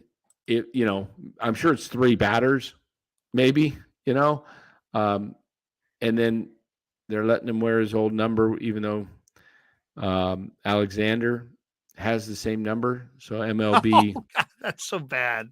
MLB's kind of approved it, I guess. Oh my God. But it's kind of a thing, maybe it's, they're trying to bring back old fans that have left, Come on back. Pizza Diaper says only 2 Giants picks since the 2019 draft have been promoted. Caleb Killian and Cole Waits. Farhan can't sign or draft a franchise cornerstone player. It's time to go, dork. It's like, wow. Well, wow. Casey Schmidt will probably be and Harrison will be his 2 prized picks. How's Harrison looked? I know he got lit up that one day. Did he ever pitch again? Have a great spring when it comes to statistics. He got hit pretty hard, but they like his demeanor. They like his work ethic. They like his, they're trying to get him to work more on his glove side. Command, come in a little bit more, throw strikes on the inside corner against right-handers. So, someone says, watch him strike out the side, Romo and his appearance, and then he'll be like signed on. Brian Iglesias says ticket prices for the Giants home opener are as low as $48. That's pitiful. Oh my freaking goodness. Home opener for $48. Wow. Whew. Oh man. Yeah, I would say, Larry, that well, I mean, the whole thing with Romo. I mean, what a legendary game 4 against Detroit, struck out the side in the bottom of the 10th. You know, but I don't have a personal problem with it, just because to me it's it's a nice gesture, but Oh, it's fine. But at the end of the day, you just sit there and go, really, guys? Really? And that's fine. Paul Pearman says Farhan doesn't understand public relations very well. We got this one. LDO says Kapler thinking it's his job to make sure everyone knows his political opinions and pressuring his players to publicly say they feel the same way. Chases some free agents away too. I'm sure of it. Yeah, there's that aspect. Do we have the great Chris Townsend in the house? Townie, is that you? All right, well, we'll put Chris back in the green room. See if we can get his. So you weren't able going. to pull up those interviews; they didn't work, huh? No, I mean I can do it. I just don't know exactly what series of moves to do, and I can't figure it out. Unfortunately, while we're on here, I need a little assistance to share the screen. I wanted to put them in there. By the way, everybody, Danny's got the brand new channel, NorCal Sports Network, and somebody at the very beginning of the chat said, "Danny, you're over 200 subs, so that's good, huh? Things are going pretty good." It's going okay. I wish it would like to be a much higher, but it takes time. But just keep going there. We'll Keep keep going, putting keep stuff checking up. it out. Yeah, check it out. We'll put stuff. We'll be doing more live streams. Yeah, I'd hope to have some of these other interviews up and running. Have you seen the other teams, by the way, in the division in the Cactus League? I've seen San Diego and I've seen the Dodgers, but I didn't see the Dodgers squad. I got There he is. Split squad. What's up, dude? Can you hear me? Are we getting a picture of Townie? I see a little bit of movement, but he looks a little frozen. Yeah, you're a little frozen right now. Oh, there we go. There we go. I can't hear you. Can you hear me? Yeah, we can hear you. Yes. You can hear me? Yep. Well, that's half the battle. Hold on, I can't hear you. Where you're in Arizona. Larry, I pay people to figure this thing out. I know. Yeah, I hear you. I hear you. You can't. Okay, so he can hear us, but we just can't hear him. Or we can hear him. He just can't hear us. Looks like he's at the Coliseum. It's empty, though. Well, he's in Arizona. But that's obviously a green screen or a black backdrop. Yeah, I know. Eric L says Larry Bear needs to be held accountable too. I don't know. I mean, you actually talked to Larry Bear, right? I did. Yeah. LGO says, I love the team and the players. I'm just frustrated by some of the people running it. Can you hear us now? We can see Chris and we can hear him, but we just can't. Well, now we can't see him or hear him. Hopefully we can get him back on. Ned is planning on joining us. He's coming back from a tennis tournament in the desert, so he's a little bit behind schedule, but he should pop on here any minute. We got this one from Brian. He says, Krueger, I went to spring training game today. Webb looked good. Been 10 years since me and my pops went to a ball game. Casey Schmidt is going to be a good ball player. Yeah, there's no question. Yeah. Casey Schmidt's going to be a very good ball player. And I thought Webb looked pretty good today too, except we did see a big bomb to Renfroe. Hit one way deep on the berm and left. Oh, yeah. But I don't know. I mean, I how much of this is Farhan's fault? How much of this is I mean, the whole off season, I mean, it couldn't have gone worse, I guess, right? Because you want to, the old saying is under promise, but over deliver. And they just talked a huge game and they got their fans all hot and bothered We're going Judge. We're going Correa. Danny, there was a report at the end of the year that they may go Correa and Judge. I mean, Oh, yeah. Giants fans were thinking big, real big. And then to have it all fall apart and then to have them kind of go into like a retreat silence mode. Farhan then released what his first statement after all this was like on a Friday, Friday at 5 dump thing, right? Isn't that pretty much it? Yeah. He didn't really talk until, and it was just really bad. I mean, they just handled it really poorly. And we all understand that. I don't blame Aaron Judge for choosing the Yankees over the Giants. I just didn't want to be teased by it. And I think Giants fans feel the same way.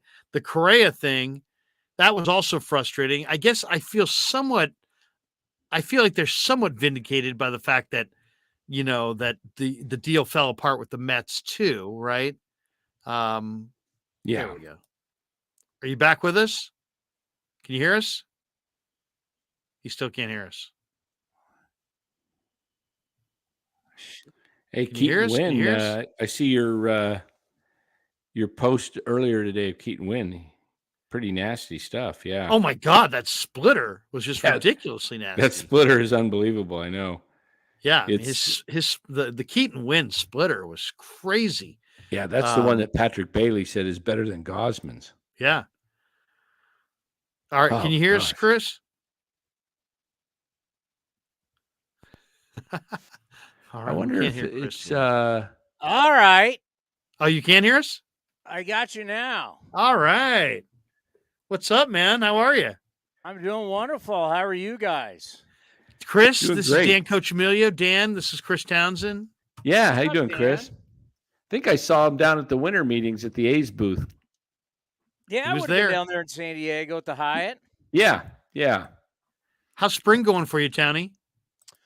Larry, it's at one of those points to where you're like, I'm ready to get the 26-man decided and let's get going, right? I mean, I've been down to Arizona 3 times. It's great, but after a while, it's like, let's start getting this thing going for real. So I've seen enough of players wearing number 88, 85, 77, and 65.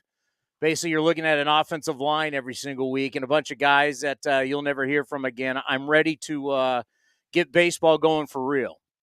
Well, let me ask you about the camp that you're watching. I know you're watching all of it, but give me your thoughts on the A's camp real quick. The guy that I want to ask you about is the catcher that they got from the Braves, who obviously can hit. I mean, this guy can really hit. Is it Langoliers? Shea Langoliers. Yeah. Give us your scouting report on this guy, because he obviously rakes. He's only hitting he only hit 218 last year in a short sample size, but the guy obviously hit the hell out of it in the minors. He's the guy, right? And yeah. Today he looked good against the Dodgers. The A's beat the Dodgers 6-3, and Langoliers, he went deep in the second inning off Dustin May. He's essentially everything you want a catcher. He was pretty much, him and Christian Pache were the big names for Matt Olson. That was the trade with the Atlanta Braves. He is very athletic. You love everything he does defensively, but he's very rare for a catcher that's got pop and can really run. So we were joking with him in spring training going, could you be a guy that steals 20 bases if you're allowed? And that's something we can get into, how the A's are going to be far different, and really baseball is going to be far different. What we're already seeing with the new rules, what we saw in the minor leagues, and what we're seeing now in spring training, before teams are really going to implement and show how they're going to utilize the pitch timer and the running game. But Langoliers, you're going to love him. I mean, the kid can flat out swing it. He can run. He can throw, which now means something again. Before, the last X amount of years, we didn't care about if guys had good pickoff moves. We really didn't care how catchers threw the ball because no one was stealing bases. Now we're going to get back to a little bit of a baseball that we saw growing up, and this kid is the total package. So Trading Sean Murphy to Atlanta, there was a reason why. I'm not sure if Murph would have been traded this season if you didn't have a guy like Langoliers, but Shea Langoliers has the potential, and that's a lot about everything that the A's have. He has the potential to truly be legit. What do you think of the new rules? I mean, the games are going to go faster. There's just no doubt about it. We've already seen it. The players, I went to Arizona. I talked to several players. They like the fact the games will be faster.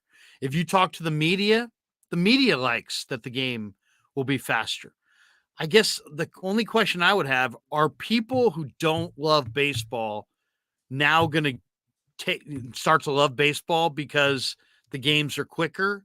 So I'm and I don't know the answer to that. And I would guess no.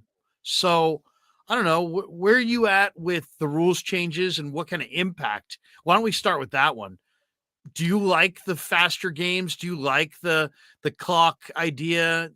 They had it in the minor leagues. I asked Sean Jelly about it, Townie, who he's like, hey, I pitched in the minor leagues all of last year.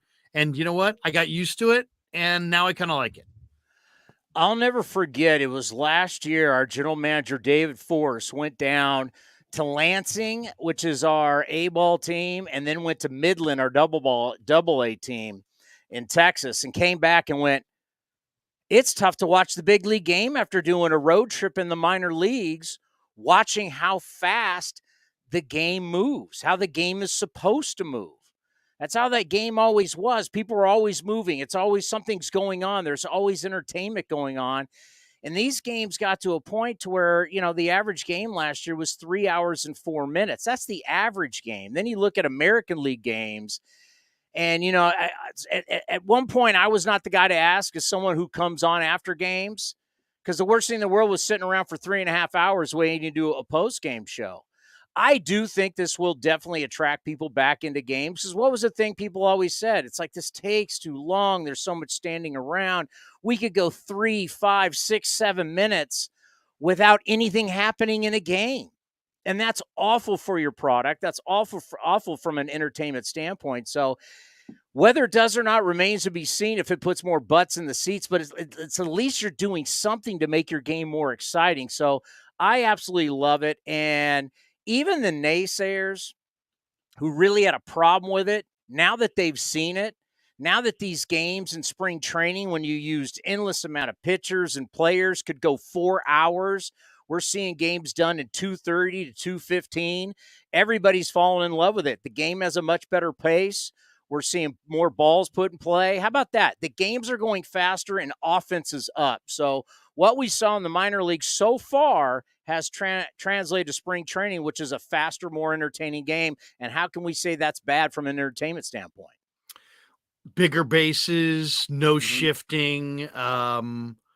Do you like that? Do you not like that?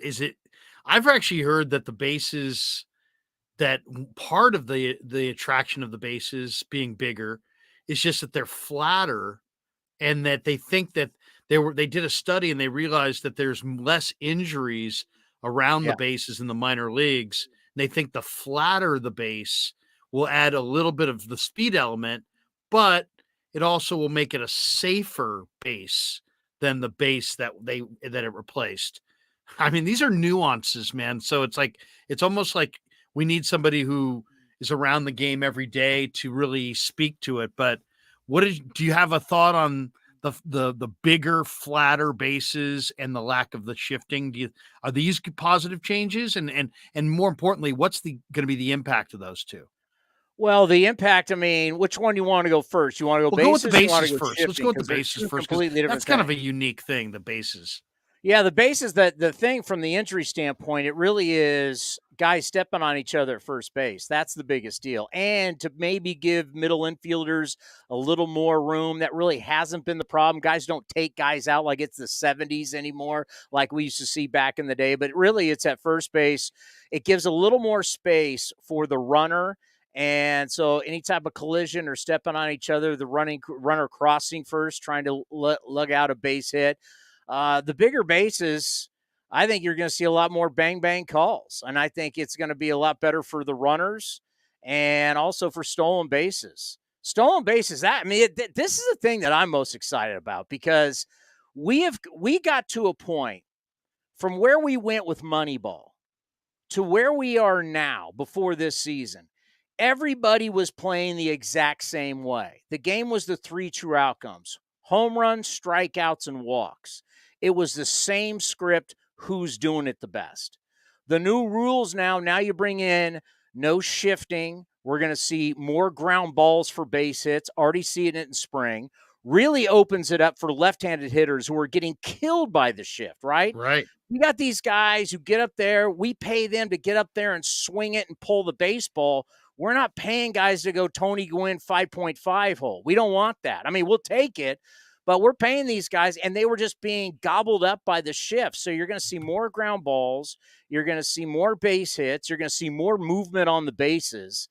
And to me, that is just, it's a good thing for the game. And I think also, here's the other thing. We all grew up, every hitting instructor told you, think focus up the middle, have an up the middle approach. Anytime you smoke the ball up the middle growing up as a hitter, and all these guys progressing through all these levels, that was a base hit.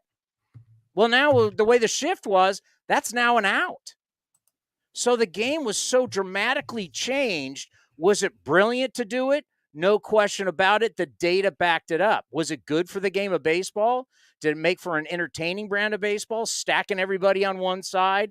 And the last 2 years is when we kind of accepted it when it was everybody's just on the right side for left-handed hitters, but all of a sudden everybody shifted for right-handed hitters. And then there were times where, I'm watching, your team better than all the other teams. When you're watching one team for 162 games, your players' tendencies, and you started seeing teams just shift to shift. You'd be like, I don't even know why you're shifting on this guy, but everybody would just shift.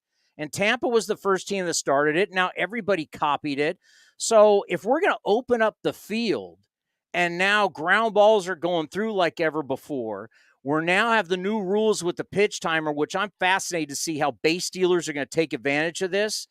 Are we now going to see teams who don't have a ton of power, and not everybody's playing, once again, that script of home run, strikeouts, and walks? Will we see other teams emerge and learn how to win doing it another way?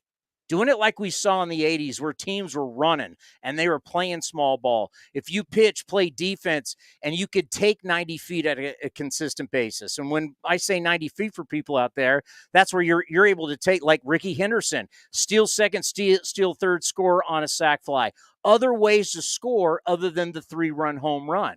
Will we see one of those teams emerge? I think the A's are going to be one of these teams that are going to be like, hey, boys, let's get our track shoes on. We're running. Everybody's running. You go back into the 70s, we looked at it. When the A's stole like 370-something bases in the late 70s, every guy on the team had 20 bags. Even Sal Bando, Captain Sal, had over 20 stolen bases. So I'm curious to see who's going to be that team who emerges, who not everybody's playing beer league softball trying to hit the ball of the ballpark, and who's a team that's utilizing speed and base running to win games. And a team that was really good at like that for not that long ago was the Angels under Mike Scioscia. Nobody took first. No one took second and third. The Angels, the way they could run you out of the ballpark back in the day. So I'm curious to see who's going to take advantage of the new rules, and they're just not going to be teams trying to hit home runs. I think you make a good point there, Chris, with the stolen base, because with the pitch clock, it goes hand in hand with the you can't have a pitch clock and have the ability to throw over endlessly to first base. So it makes no sense. So what we saw in the 70s, I grew up watching Joe Morgan and Ricky Henderson and Lou Brock and, all those guys stealing bases. And I got a friend here in the background just walking by. You got a little party going on there? Yeah. Got some friends that came over. I guess they're going to spend the night because they were close by fishing or something, and they had fish, and they're back in the back chopping it up or something. They were out at the lake, which is nearby. Havasu? No, Lake Pleasant here in Arizona. All right. So, but anyway, so I'll turn the turn the thing back here around. The stolen base, though, I think it's going to be. I've been watching, down at the Giants camp almost every day, and Bryce Johnson's been ripping. He's 11 for 11, like you said. Yeah. He's taken off, steals second, then first or second pitch, he's off. He's heading for third, and I've seen a couple of bang plays that might have been outs last year with the bigger bases. I mean, just getting that hand in there at just boom, barely ahead of the tag. And it's pretty exciting to see a guy steal second and steal third. Oh, it's action. It's excitement. It's athleticism. Yeah. Yeah. Well, think about this.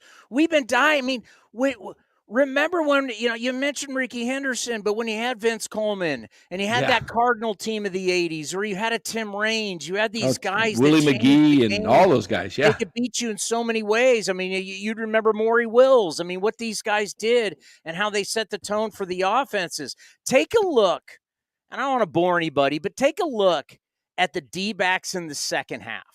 The Arizona Diamondbacks stole 68 bags in the second half at a clip of 80.2%.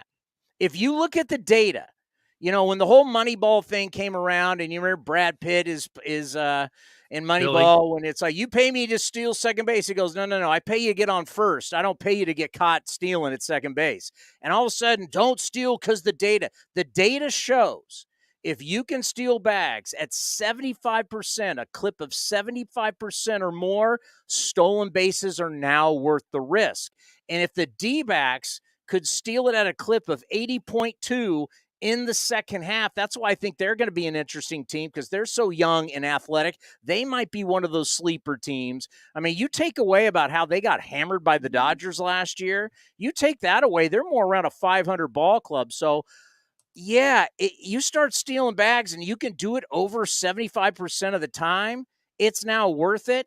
And I just think about the cat and mouse game, because, guys, let's face it, this generation of pitchers, especially right-handed pitchers, their pickoff moves stink. They're terrible at holding runners because they haven't had to. Whether they were playing in high school, college, no one runs anymore. Minor leagues, they didn't have to have a good pickoff move. And now, by the third time you throw over, if you don't get a guy, that's a balk.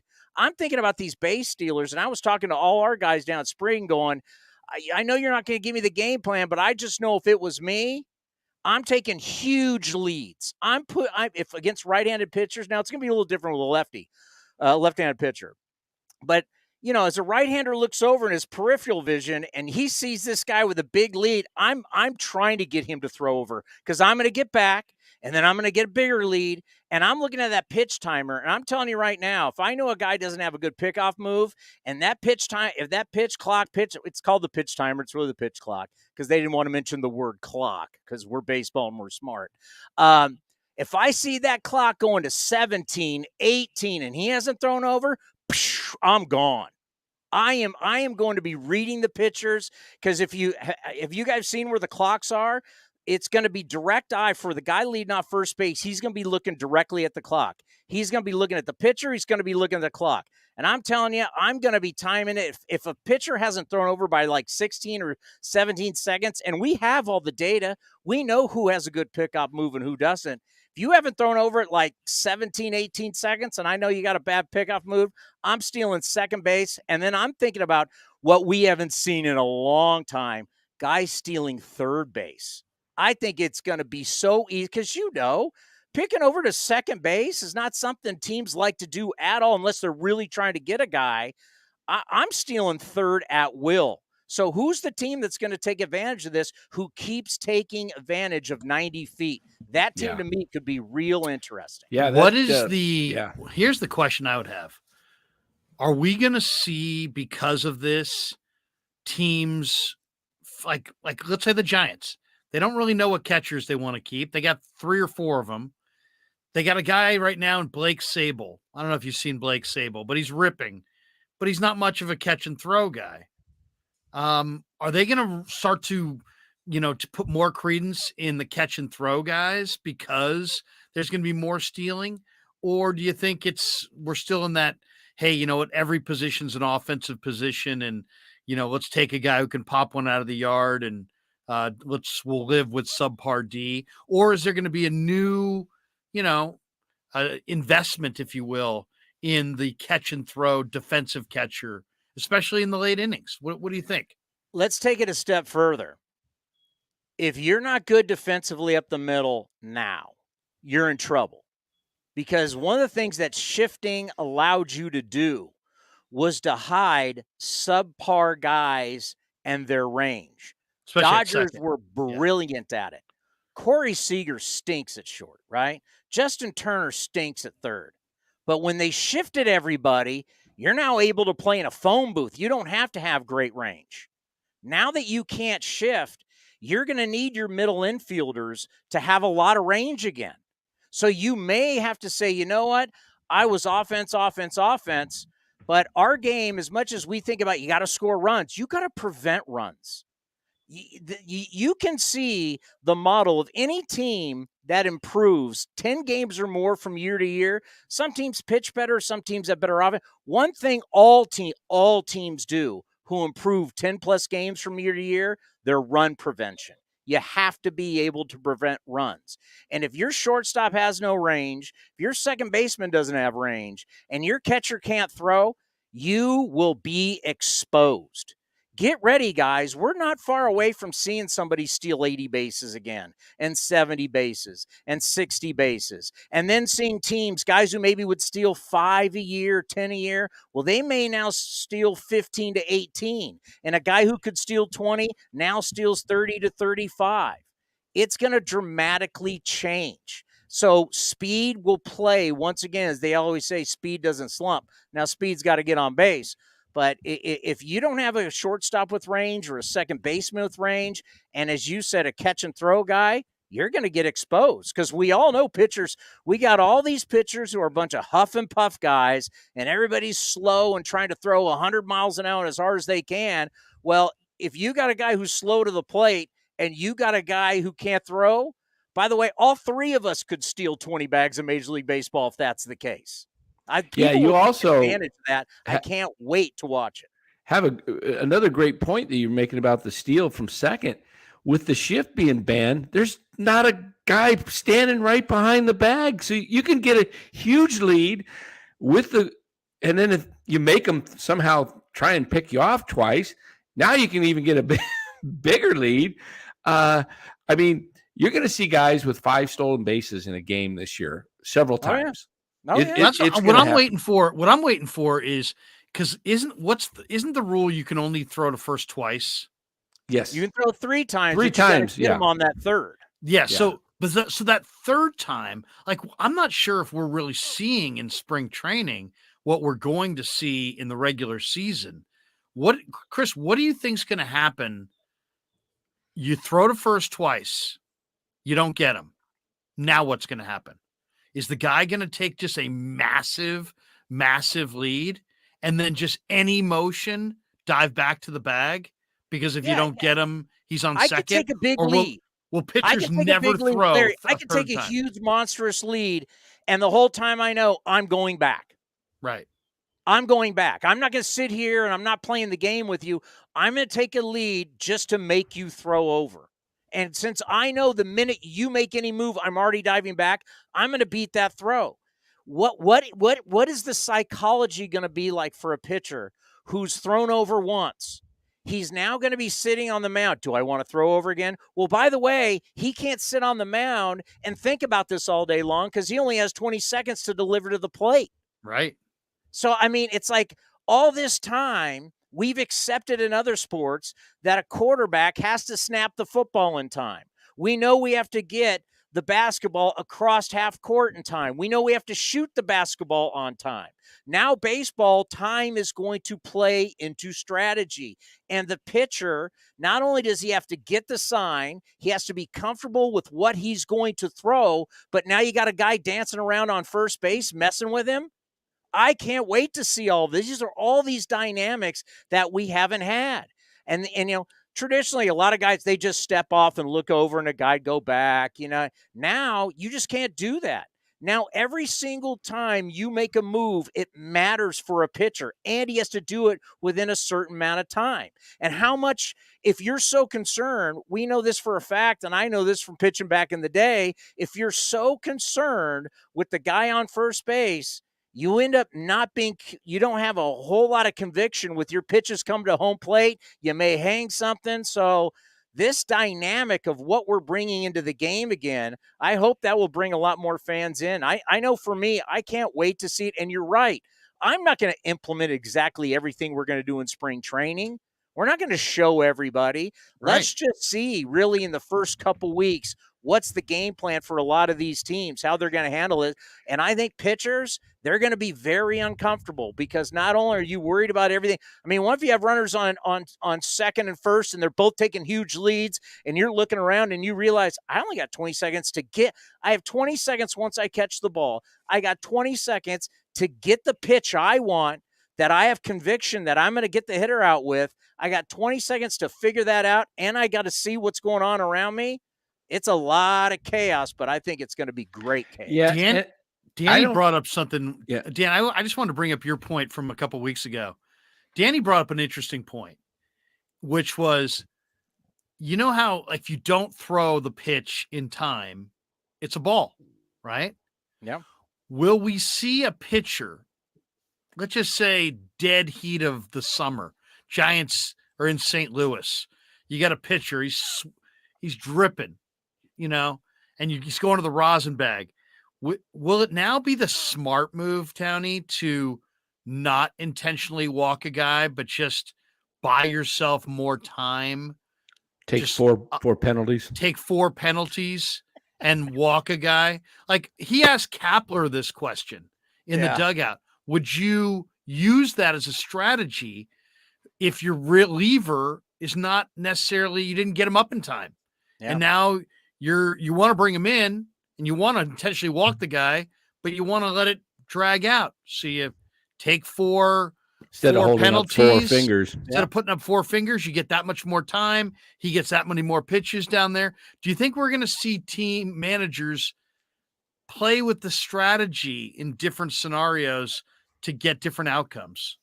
Here's the best part about that question. We don't know. Yeah. But that's bringing new things into our game. That's bringing new strategy into our game versus what did we have? Once again, home run, strikeouts, walks, and every pitcher's trying to blow everybody away. That's all we've had in our game. Yeah. And it made everybody on their 3 back hours heel. and 4 minutes on average, and it was boring. Yeah. Now we're going to have new strategies. And can you imagine everybody's going to be watching the pitch clock. Everybody's going to be watching this. And if you sit there and let it run 20, ball, all right, let it run 20, ball. Everybody's going to look around going, what's going on? It's going to bring interesting things into our game. New interest, new rules. It's going to be good. I don't know. Why not? If I don't have somebody ready, which traditionally what do we do? Here comes the pitching coach, and his old butt takes forever to come out to the mound, talk to the guy. Yeah, sit out there. You're instead intentionally walk somebody, let the seconds run off. Ball 1, ball 2, ball 3, ball 4. By that point, your guy's up in the dugout. He's getting heated, getting ready. I have no problem with that. Why not?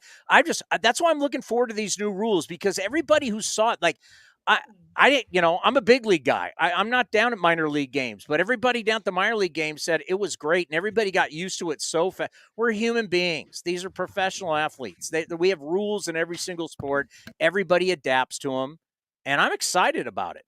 And it's getting you, Larry, and it's getting me, and it's getting everybody else, and even people who necessarily don't talk a lot of baseball, it's getting them to talk about baseball, which that can't hurt the sport. Danny, did you have a question? I cut you off last time, Danny. Did you have a question for Townie or something? I said I cut you off last time, Danny. If you have a question for Chris. Oh, I was just going to say, I think what's interesting to me is I've watched these games. I haven't seen it deployed much from a pitcher standpoint, but I expect to see it in the regular season, especially seasoned vets like Scherzer, Mad Bum. They're going to mess with these guys because what's happening is they're getting in the box. I saw it yesterday. Guy stepped out of the box. Okay, he's got his one timeout. He gets to step out. You get one or two. Well, I think it's one, right? One. Yeah. So he steps out and he gets back in. And I'm sitting there saying to myself, okay, I'm watching the pitch clock. It's, 20, 19, 18. Guy's back in the box like at 15 seconds. I'm saying, he can't step out again. Freeze him. Make him sit there uncomfortable all the way to 1 second. But he throws the ball with like 12 seconds left on the pitch clock.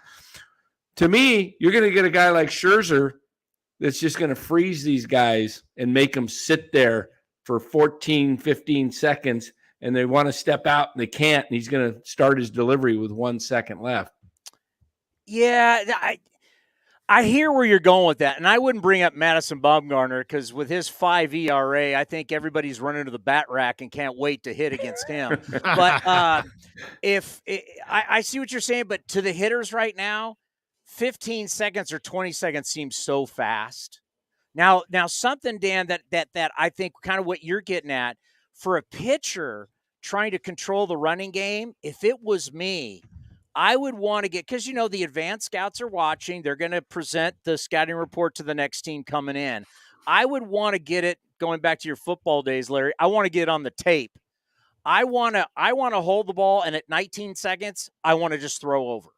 I want everybody to know that I'll take it down and boom, I'll throw over. Just so, as I said, if I'm a base dealer and I think 16, 17, 18, I'm gone, I want everybody to know that the last second I will throw over.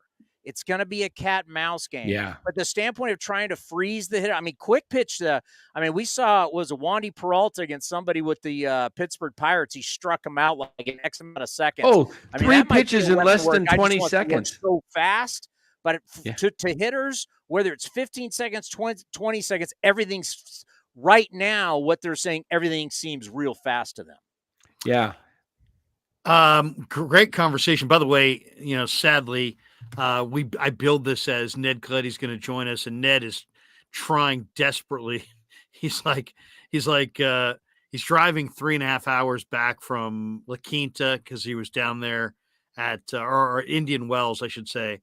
So he's trying to go 100 miles an hour. The former general manager. Yeah, so unfortunately, he's not going to be able to make it in time tonight. So we're going to have to rain check on Ned.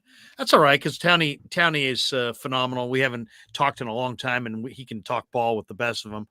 A couple questions I got to throw your way. I've starred a couple of the better ones in the chat, and I want to throw them your way. First of all, my daughter went to the chicken pie shop in Walnut Creek. Joe Schmo says, chicken pie shop, Walnut Creek.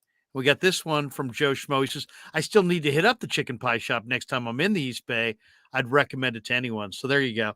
My daughter went there, Townie, said it was phenomenal. I like Graves' comment back in when Townie was mentioning, I'm tired of seeing number 77, 88, 65. He says, those are the Giants starters. Yeah. Did you right before COVID, there was a spring training game. We're playing the Dodgers. And I went down and got food trucks at our place, Ho Ho Cam. And I'm just sitting to the side, and we're playing the Dodgers, and I'm just eating, and I'm watching. And I went, oh, my God. Right now, the Dodgers have bases loaded. They have 2 number 88s and an 89. I'm like, it's time for spring training to end. When you've got 3 guys, it's like a wide receiver core, but we're doubling up on number 88. It's time to let's start playing for real. But yeah, the chicken pie shop of Walnut Creek. Yeah, come check us out. It's a great spot. It's a beautiful restaurant. You're gonna love our chicken pie, which originally started in San Diego 87 years ago. It's tried and trusted. If you love chicken pies, but we have a full menu, something for everything, full bar, great place to watch games.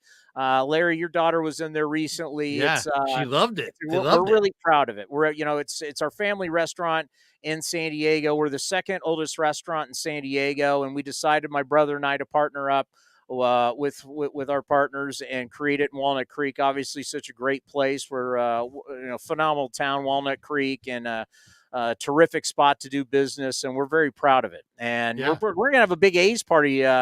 Looks like April 7th there, a watch party. So nice. we'll have more information. Giants just played the A's the other day, 7-2, at your guys' spot there. And I'll tell you, there's a couple A's players that I really like that I got to get your thoughts on. One, I like this kid they took from Minnesota, Rooker.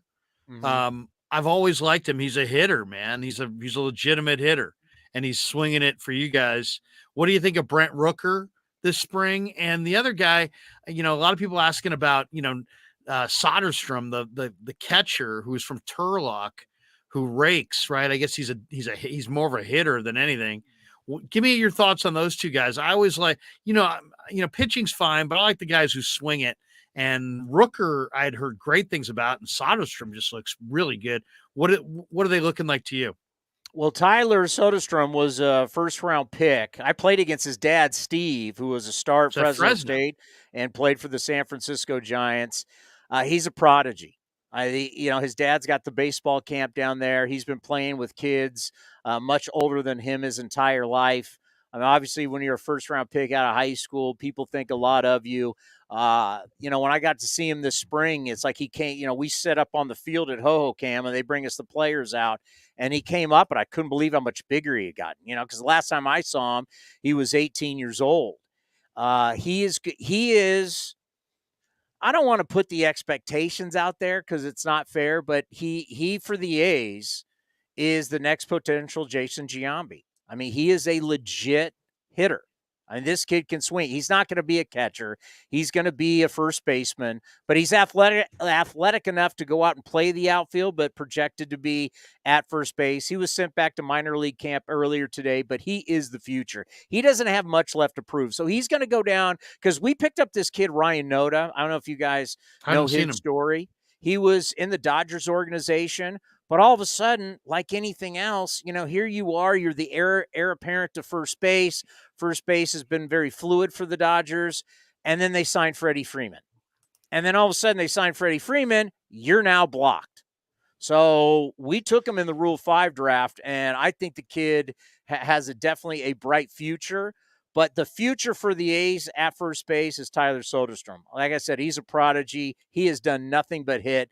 He's going to go down to Vegas. And he's going to force the A's hand. He's going to hit. He's going to continue to hit. And at some point, they're going to have to make the decision to bring him up. Rooker, to me, Larry. Yeah, what's he? Obviously, Mississippi State, tore it up in the SEC. He's 28 years old. Right. So, you never know when the light's going to turn on for a guy. Who made that deal? Was that forced, or was that a Billy deal? Forrest made the deal. So he's somebody who's probably, I believe he's going to make the team. He's going to get an opportunity. But once again, he's 28. So I can't get like super excited. Like he's this fine, like JJ Bleday, who we made the trade with the Marlins for AJ Puck. He's another SEC guy who absolutely tore it up at Vandy, first round pick. And it's also tough judging these young guys because they lost an entire year to COVID. I mean, they basically got to, for like our guys, they played down here in San Jose at the San Jose Giants facility where the Giants guys were up in SAC, and your top prospects and the guys that you wanted to keep heated up in case you needed them, they just got to practice every single day. So these young prospects lost an entire year. But for Rooker, looks like he'll make the squad. We'll see what he's able to do. But yeah, I have a hard time getting excited about a guy who's 28. Yeah, Chris, I've got a theory. I'm curious if you would agree to this. I've studied a lot of these guys that make it to the big leagues, and I have this theory that I go by that if you have not made at least a cameo appearance in the big leagues by 25, and maybe now you can stretch it to 26 because of the lost year. But if you haven't even made hey, you call a call up in September or whatever by that age, you may make it in the major leagues, but you're not going to be a really impact player. What do you think of that? I think you're dead on.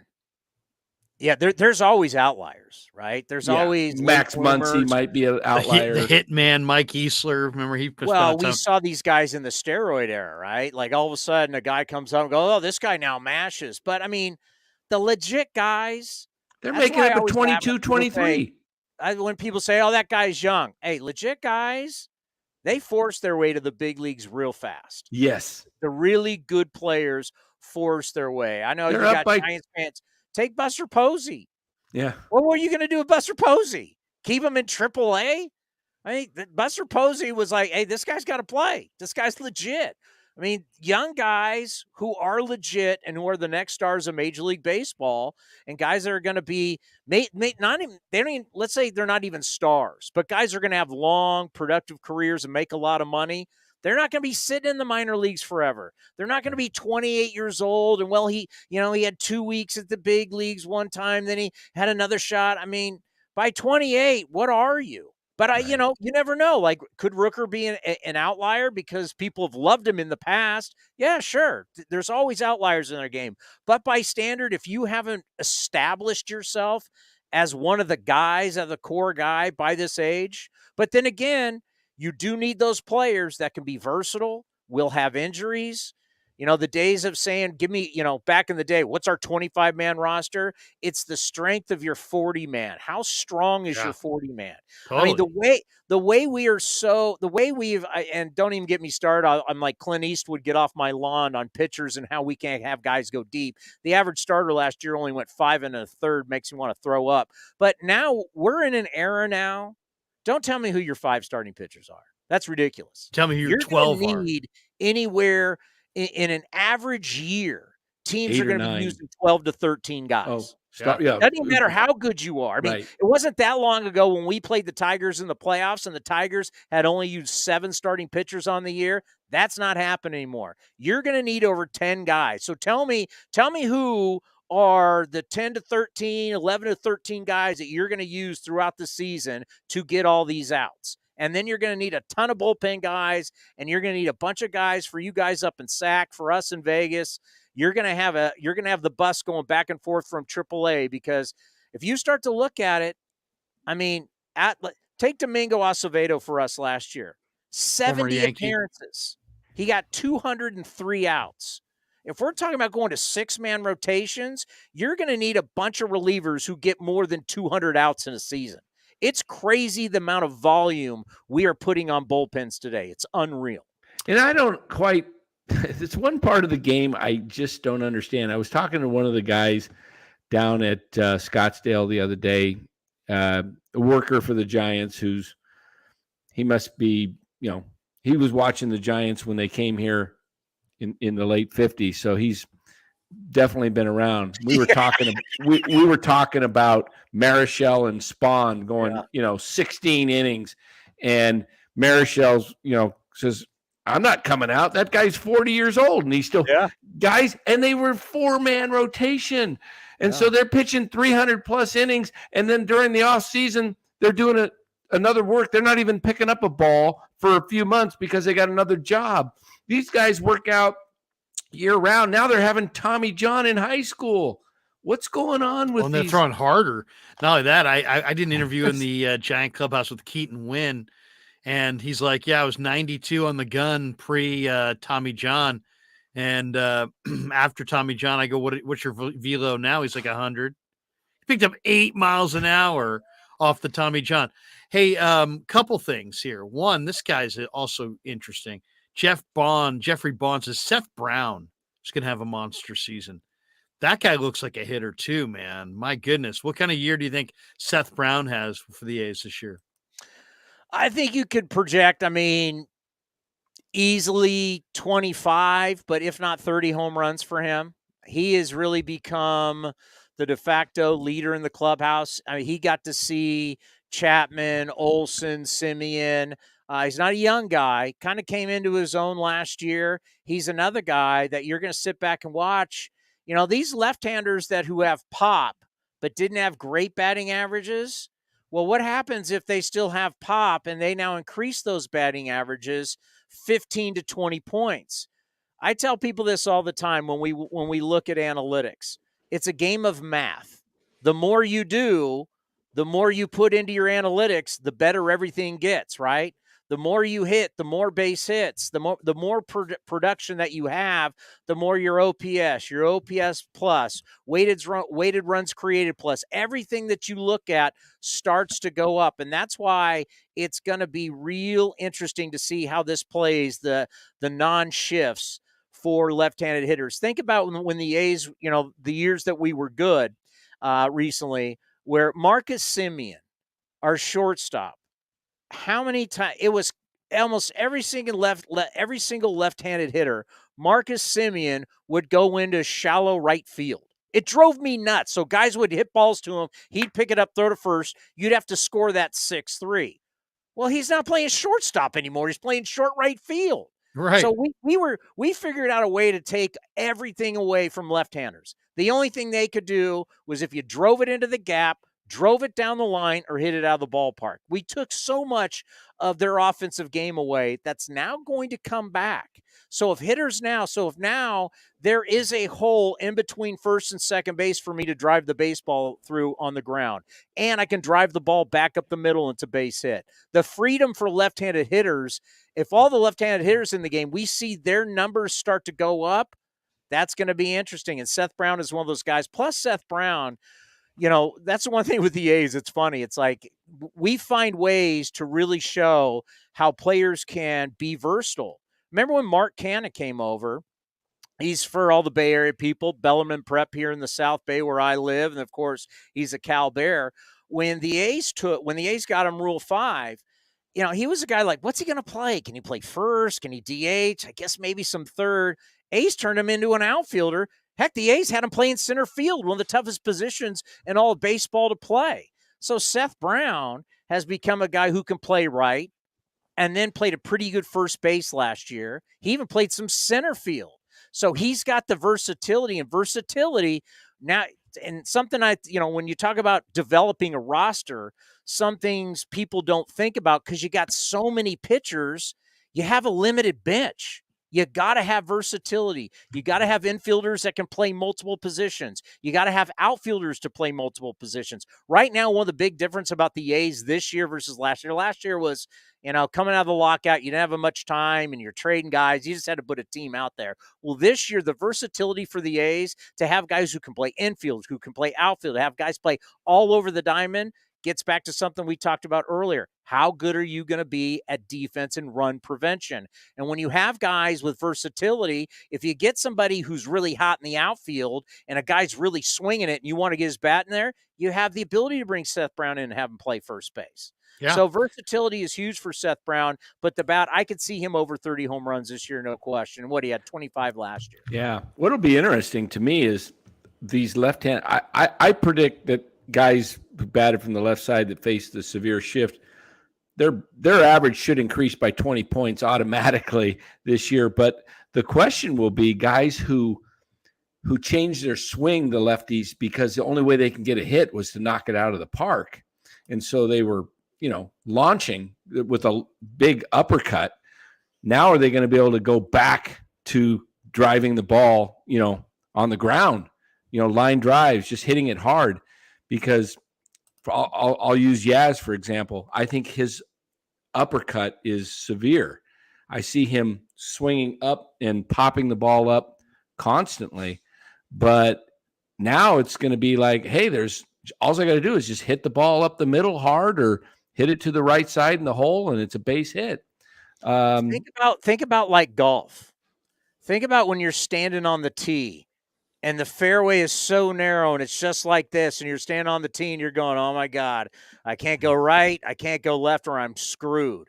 Yeah. Well, now all of a sudden, what if you're playing a big old fairway and now I can just grip it and rip it and I can let it fly? I think that's how hitters are going to feel. The left-handed hitters, they're really going to feel this freedom in the box that they didn't have before, because they knew they put the ball on the ground, it was death. They put the ball on the ground, there was going to be an infield, unless they just smoked one and they got to pass somebody. It was so hard to get a ground ball base hit. Now there's going to be the freedom that they're going to be able to, like, hey, if I hit a hard ball on the ground, I got an opportunity. And they're going to feel that again, and it's going to feel great for them. The field is going to seem so much wider for a lot of guys. I can't wait to see it. Yeah, it should be a lot more we exciting should promote this year. everybody's stuff. Danny's got NorCal Sports Network on YouTube. Everybody needs to go to Danny's channel and hit subscribe, hit like and subscribe, and help him grow that channel. It's brand new, but they just hit 200 subscribers. And of course, Townie, if people are catching you and they're saying, "Man, I love Chris Townsend. I love his content, what he's putting together." Tell people where they can catch your stuff. You're doing a ton of baseball interviews on your show. Tell people where they can find it. Larry, how can they not say they don't love Chris Townsend? They don't love his stuff. I know, seriously. I mean, come on. It was like people forget Larry and I did shows for so long. I learned everything I know from the great Larry Krueger. I'd be nobody. Sports Insiders. We're the one. We invented Ned Colletti. No one even knew who Ned Colletti was. Right. Nobody did. No one In fact, knew who I remember Tony GM Salvador was. coming, "Why do you always have that guy Ned Colletti on? Why do you guys always get Colletti?" And I'm like, because he's fucking You can good. check us out. So right now we are by far the #1 podcast in all Major League Baseball. That's right. We took down the Houston Astros. Last season, we got over 6 million downloads. We'll go over 7 million this year since we started this thing back in 2018. So basically, we stream a station called A's Cast 24/7. You could go there right now. We have A's content, Major League Baseball content, running 24/7 every single day, 365, no matter what day of the year, in season, out of season, always running something, all of our podcasts, classic games and everything. I have a live talk show called A's Cast Live that's on there. I'm on 2 hours before every single game. Right now we're on Monday through Friday, spring training, 2 hours before, same thing, 2 hours before the pregame show. All the games are on A's Cast. Instead of listening to it on radio and AM radio that sounds terrible, you crystal clear, you can hear it streaming. Go to athletics.com/A's Cast, and you're able to listen there. Then you can watch our show. You can watch us on our A's Cast Twitter account. You can watch us on the A's Facebook page, and you can watch us on the A's YouTube channel. Our guest list is second to none. We get everybody. We've had, I think it's over 30 Hall of Famers. We've had everybody from Bob Costas to the commissioner. You know, one of the great things, Larry, and Dan, you saw us down there. Everybody knows what we're doing is the future. Terrestrial radio is dying. Cable. We always thought radio would die before cable. You guys know that Bally's has gone into bankruptcy, right? That's 14 teams who are on Bally's cable channels is in bankruptcy. And Time Warner, they're not making payments now. They want out of the cable business. That's 3 more teams. So more than half the teams in baseball, and it's like 16 NBA and like 14 NHL. These RSNs, these regional sports networks are hemorrhaging money. They're struggling. So when we created A's Cast for audio and video, we knew this is the future. Streaming is the future. And now people are really starting to see that, yeah, this is the smart way to go. When we first created this, everybody in baseball was fascinated by it. The first winter meetings that we did, it was actually back in San Diego before COVID. Everybody came to us and they wanted to know, hey, how's this going? Well, this last winter meetings in San Diego, every single team but your San Francisco Giants wanted to meet with us. How you monetizing it? How's it going? How are the numbers? Because they all know this is the future. It's like what we're doing right now. Everybody's watching on YouTube. No one would have thought about this, X amount of years ago. This is where the sport is going. We have to be able to reach everybody on their phones, on their tablets, on their computers, and that's what we've done with A's Cast. So everything that we do now is on video and audio. We put all the X shows, all the interviews you can see on the A's YouTube page, and at some point, baseball right now is figuring out a way, because like the Texas Rangers, once this Bally's thing went down, Rangers said, we're done with you. So baseball actually is figuring out right now how to get all their teams that are getting into bankruptcy, and certain teams it's worse than others because checks are getting missed, people are not getting paid. They're trying, Major League Baseball is going to have these teams on. But at some point, we're not that far away where I don't know if it's YouTube. I don't know we now have games on Apple, Peacock. This is how we're going to watch baseball games. Yeah, this is where it's going. This is absolutely where it's going. I got a question for you, Chris, because you're like cutting edge, with A's cash, you're ahead of the curve. The A's started, kind of with Moneyball. They were one of the first teams to really be ahead of things. But what is it with the A's? And a lot of people are asking in the chat, what's going on with the A's, the stadium situation? Yeah. Are they going to? What's the latest on Howard Terminal, Las Vegas? Yeah, all that. I know you're because probably tired of talking about it, but at the same time, this is kind of a major I'm part of surprised the it took business. this long for you guys to get into this. Usually, it's the number one. Whenever people have me on across the country to talk baseball, it's usually the first question. And since I know you guys better than all those people, I'll just tell you here's what's honest: that we don't know. They don't tell us. There, as Jeffrey Lunau once said about his employees with the Houston Astros, the former GM, the lower level employees don't know.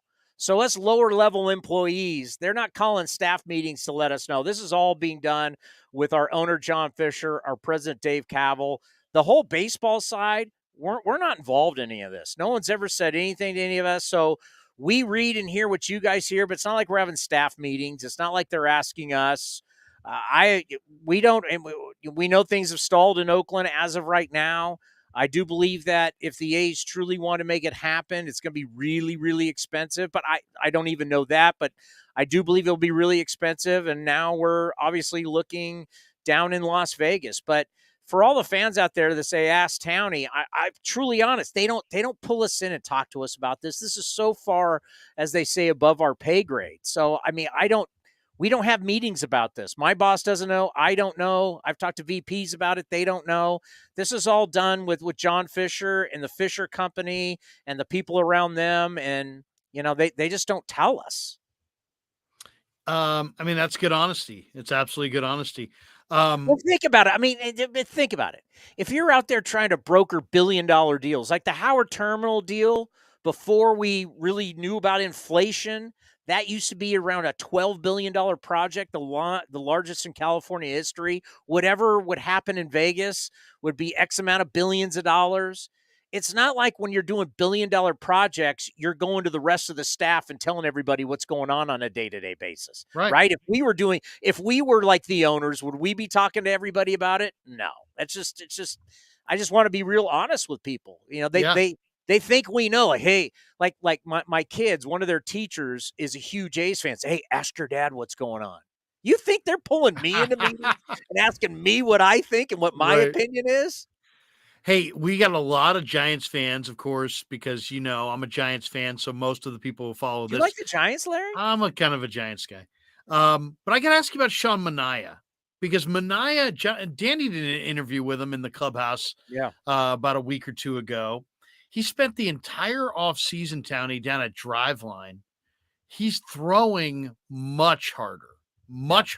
Like, Dan, what, like 5 miles an hour, 6 miles an hour? Yeah, he's hitting 94, 93 real consistent, but he's even hitting it 95 on the, and then I heard even 90, I've heard up even around 96. Yeah, and then he's really worked on his changeup. So if he can get he has his change, I mean, obviously I've got to see him. I've known him for years. Yeah, I think he's a great kid. I can give you a quick little story.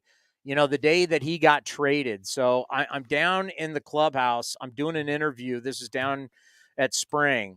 Sean Manaea wakes up in the morning as an Oakland A. He thinks he's pitching against the Padres that day. That's right. He wakes up, gets the phone call. He's been traded to the Padres. So Sean Manaea shows up at Hohokam Park, parks in the A's players lot, comes walking in the clubhouse. As soon as he walks in, he's in tears. You got to remember this, that A's team of 18, 19, 20 was a really good ball club with a lot of good players, and they were a tight-knit group and a lot of guys that come up together in the minor league system. So Sean Manaea, when he got traded, came in. Pitchers were in tears, hugging each other. It was unbelievable. Well, then a couple hours later, he's pitching for the Padres against the A's. He was supposed to be an A pitching against the Padres. Now he's been traded on the same day. He's pitching for the Padres against his buddies. He's out there in that hideous brown uniform with a green glove and green cleats. Like, you can't make this up. And I think it really affected him. He was so comfortable in the A's, and he goes down to San Diego. Obviously, it was not a good year. But this is what's happening in baseball is that you go up to the Pacific Northwest to a place like Driveline. And, I always say this, baseball is so behind. When we talk about all the different things that baseball's now using, they're all using stuff that golf's been using since the late 80s, early 90s. Titleist, as you know, Larry, my brother's a golf pro. My brother was testing on TrackMan in the early 90s.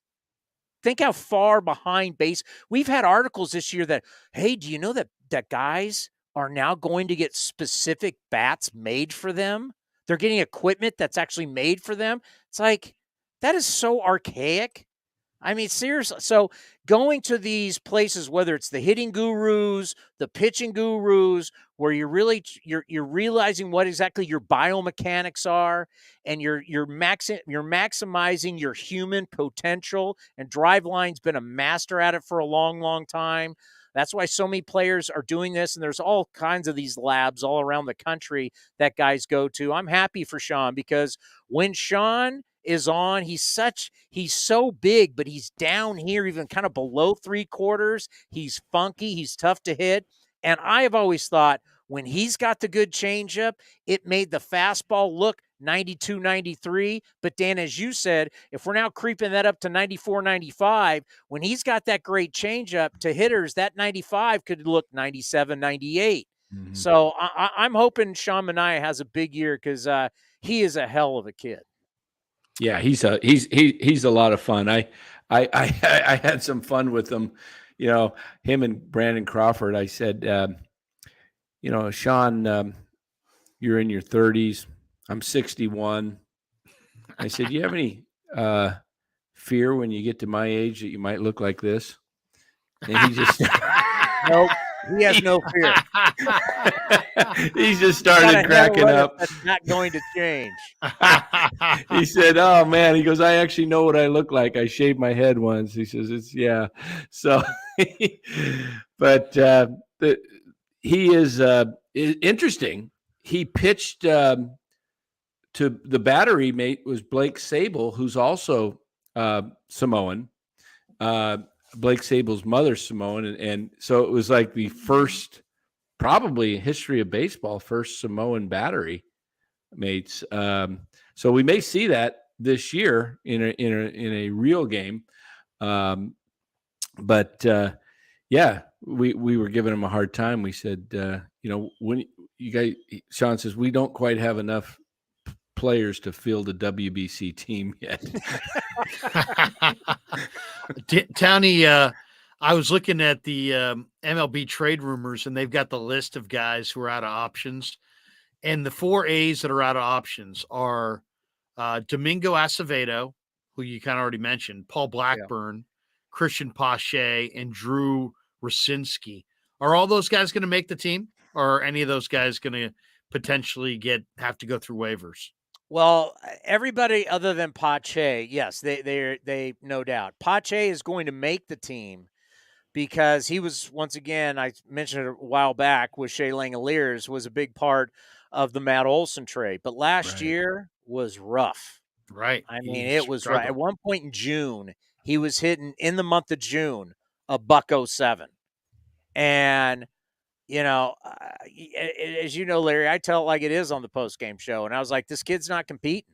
He's completely overmatched. He has to go down. You've given him rope and then extended the rope, then extended the rope and extended the rope. His confidence is shot. You need to send him down to Vegas, where it's a bandbox, and all those AAA ballparks with elevation, dry air, they're all bandboxes. Let him go get some confidence back. And the biggest question was, this guy's got to get an approach. He's got to make contact. He's got to be competitive, because as a center fielder, he's got Gold Glove qualities. They compared him, coming in the Atlanta system, they were comparing him to Andrew Jones. That's tough to do, because Andrew Jones is one of the greatest center fielders to have ever played when you talk about defense. And I think for sure he should be a Hall of Famer. I don't know what people are thinking about when they talk about him not being in the Hall right now, not voting for him. You think defensively, who really was better than Andrew Jones? But yeah, he has the ability to be a Gold Glove center fielder. He's got to hit. Well, the great thing is he's hit this spring.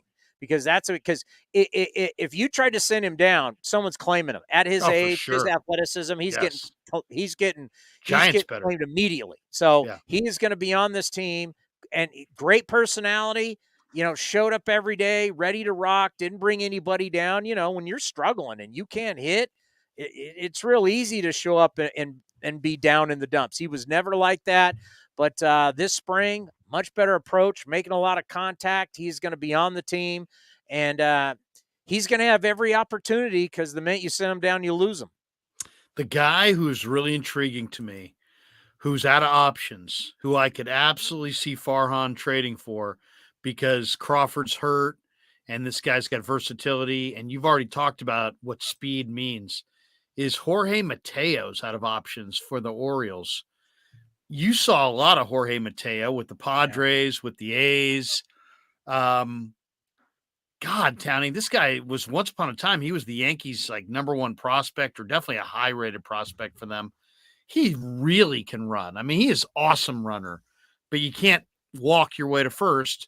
I mean, is Mateo a major leaguer? Is he just not going to make it? Do you think these rules changes now make him have a layer of value where he might have a career here? What's your thoughts on Jorge Mateo and why he has not made it? Because he was supposed to be a big time guy. Yeah, he was in the Sonny Gray trade. He was one of the guys that the A's got for Sonny Gray. You hit the nail on the head.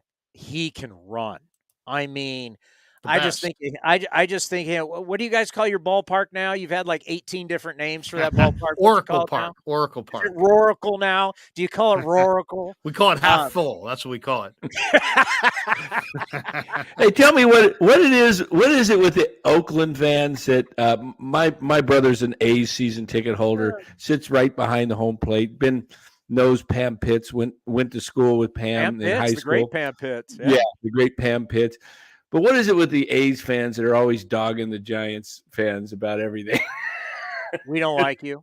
By the way, it wasn't Roracle when our old friend Bimbo Coles was starring for the Warriors, if you remember that, Larry, when we were doing shows.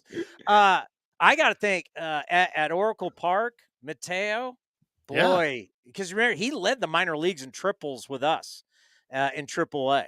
I just, in that ballpark, triples alley, if he could hit it all, because the problem's not defense. Problem is, is he okay at short? What's up? Is he okay at shortstop, or is he more of an outfielder? Yeah, he can play short. If he could hit it all in that ballpark and the triples he could get there, I mean, he's lightning fast. Oh, I know. But, speed comes to the ballpark every day, but you got to be able to hit. LDO says WBC is cool in concept, but the effect on the season is real, especially the pitchers. We should probably throw this out. Trey Turner hit a pair of home runs, drove in 4 tonight, and the U.S. beat up on Cuba 14-2. Was that that was the finals? No, it's right? the semi. Oh, that was so they'll play the winner of So Japan. the U.S. Mexico. is now in the finals. Japan's legit. Who's U.S. playing in the finals? Japan or Mexico? It'd probably be Japan. Well, I mean, anything can happen, but Japan's legit.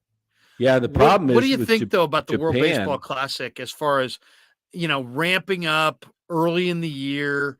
Are we going to see some pitcher from our WBC team go down in April and then have everybody swear that it was, that the WBC was the reason? What do you think? I've talked about this on my show. It's risk and reward. And the bottom line is, when you have the type of money that they're making and when you're growing the game.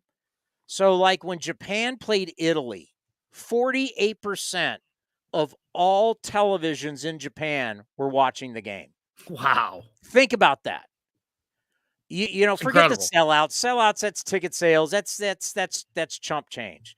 The amount of money they are making and potentially can make long term.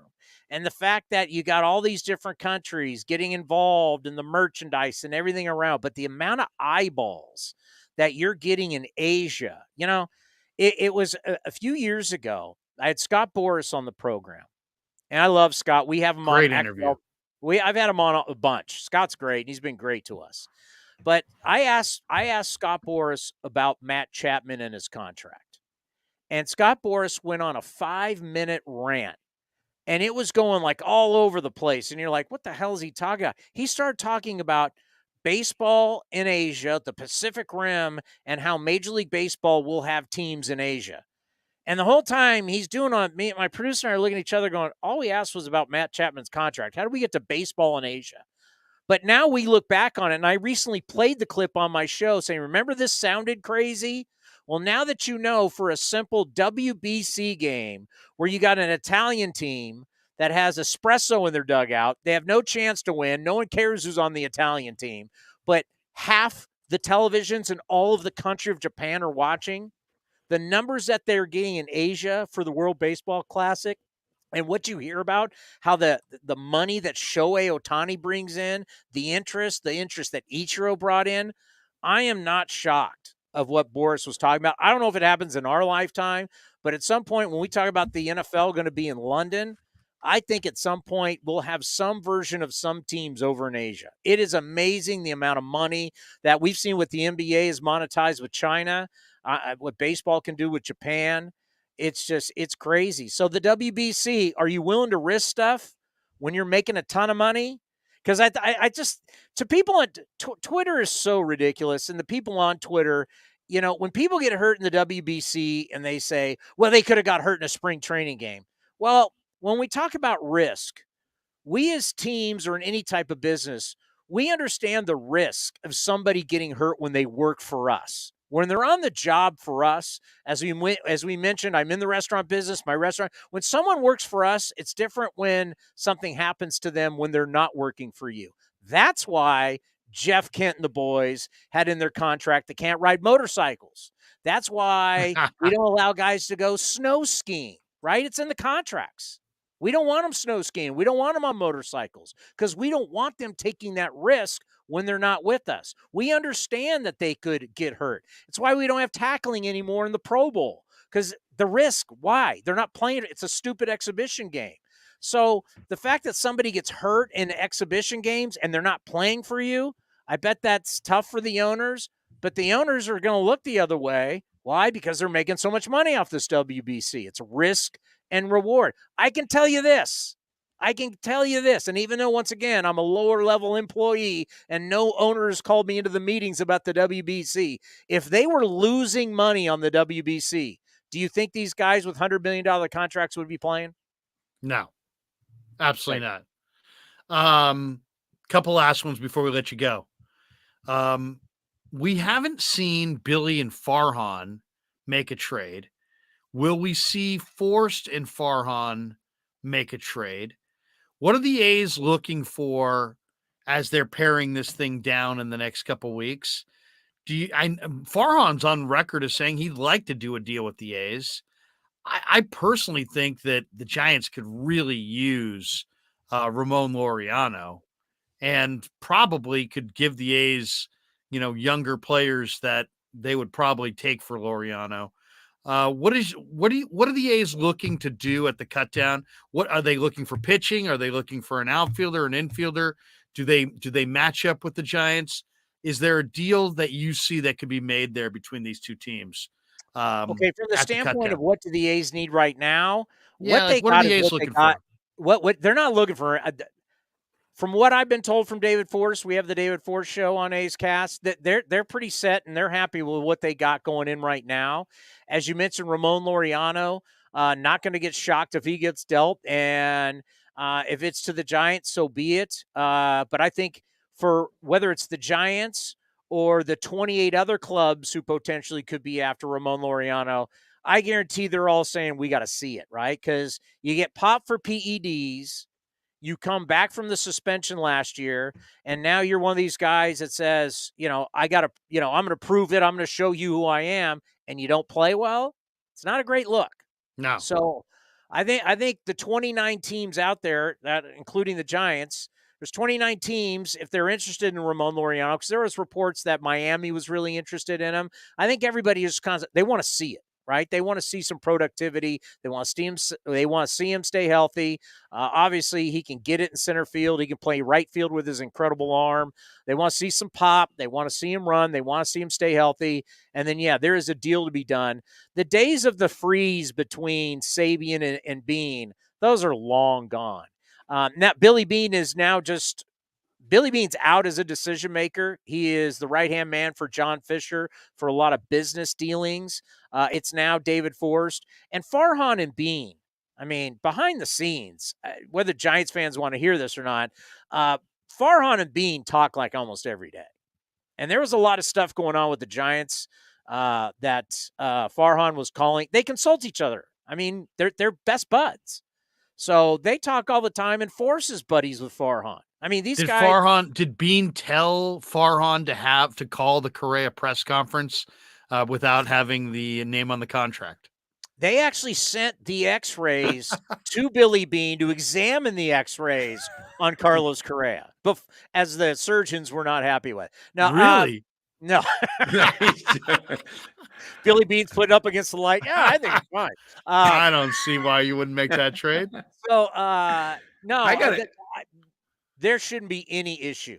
Farhan grew up Farhan is Bean's guy, right? Yeah, I got a question for you on that, Chris. Farhan and Forrest are good buddies. So the freeze of those days between the Giants and the A's, they're not there. But every trade has to match up, right? Right. I mean, everybody wants to win.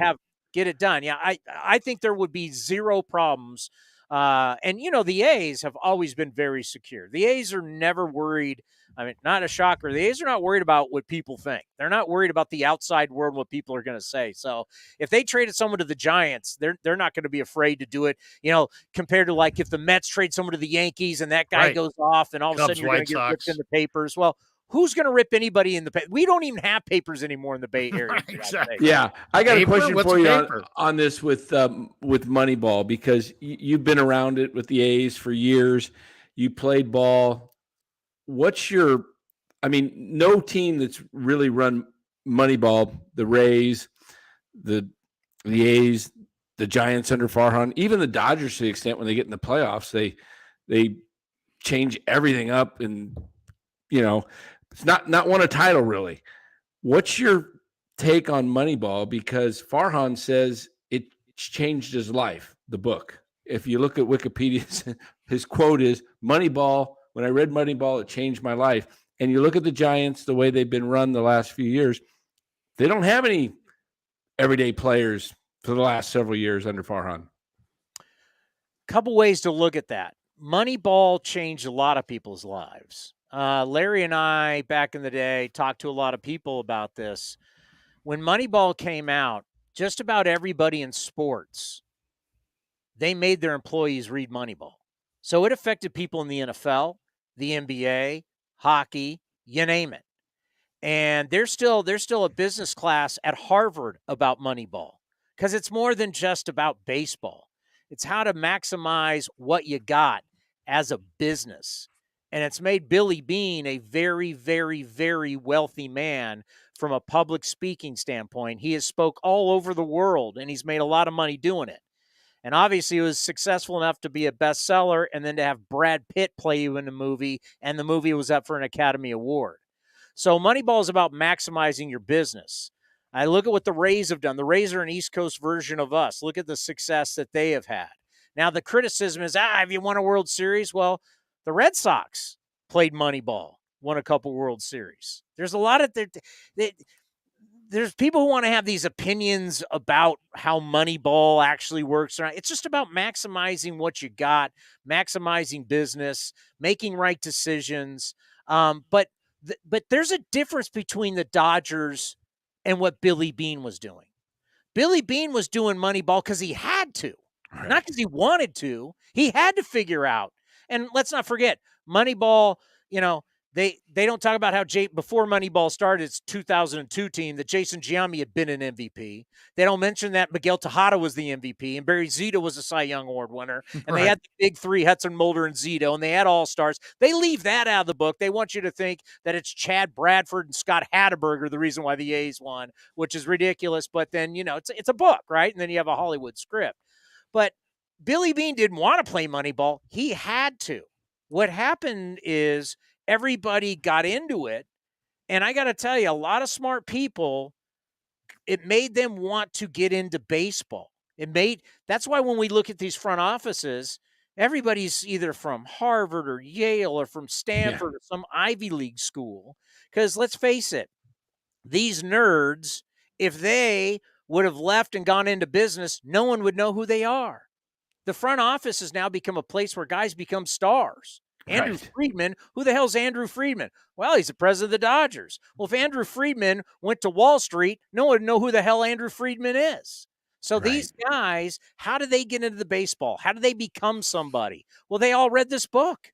Every one of them. You can go through every front office, and every front office has general managers and assistant general managers or guys who are directors of scouting, whatever. They'll all tell you they read Moneyball, and it made them want to be in the game of baseball. It is amazing how much the A's and Moneyball changed this sport, good or bad. It truly changed the sport and changed the way. I remember Dave Pert was the old VP of the San Francisco 49ers. Larry and I had lunch with him one time, and he was talking about he made all the employees of the 49ers read Moneyball. So Moneyball did more than just baseball. It changed a lot of professional sports.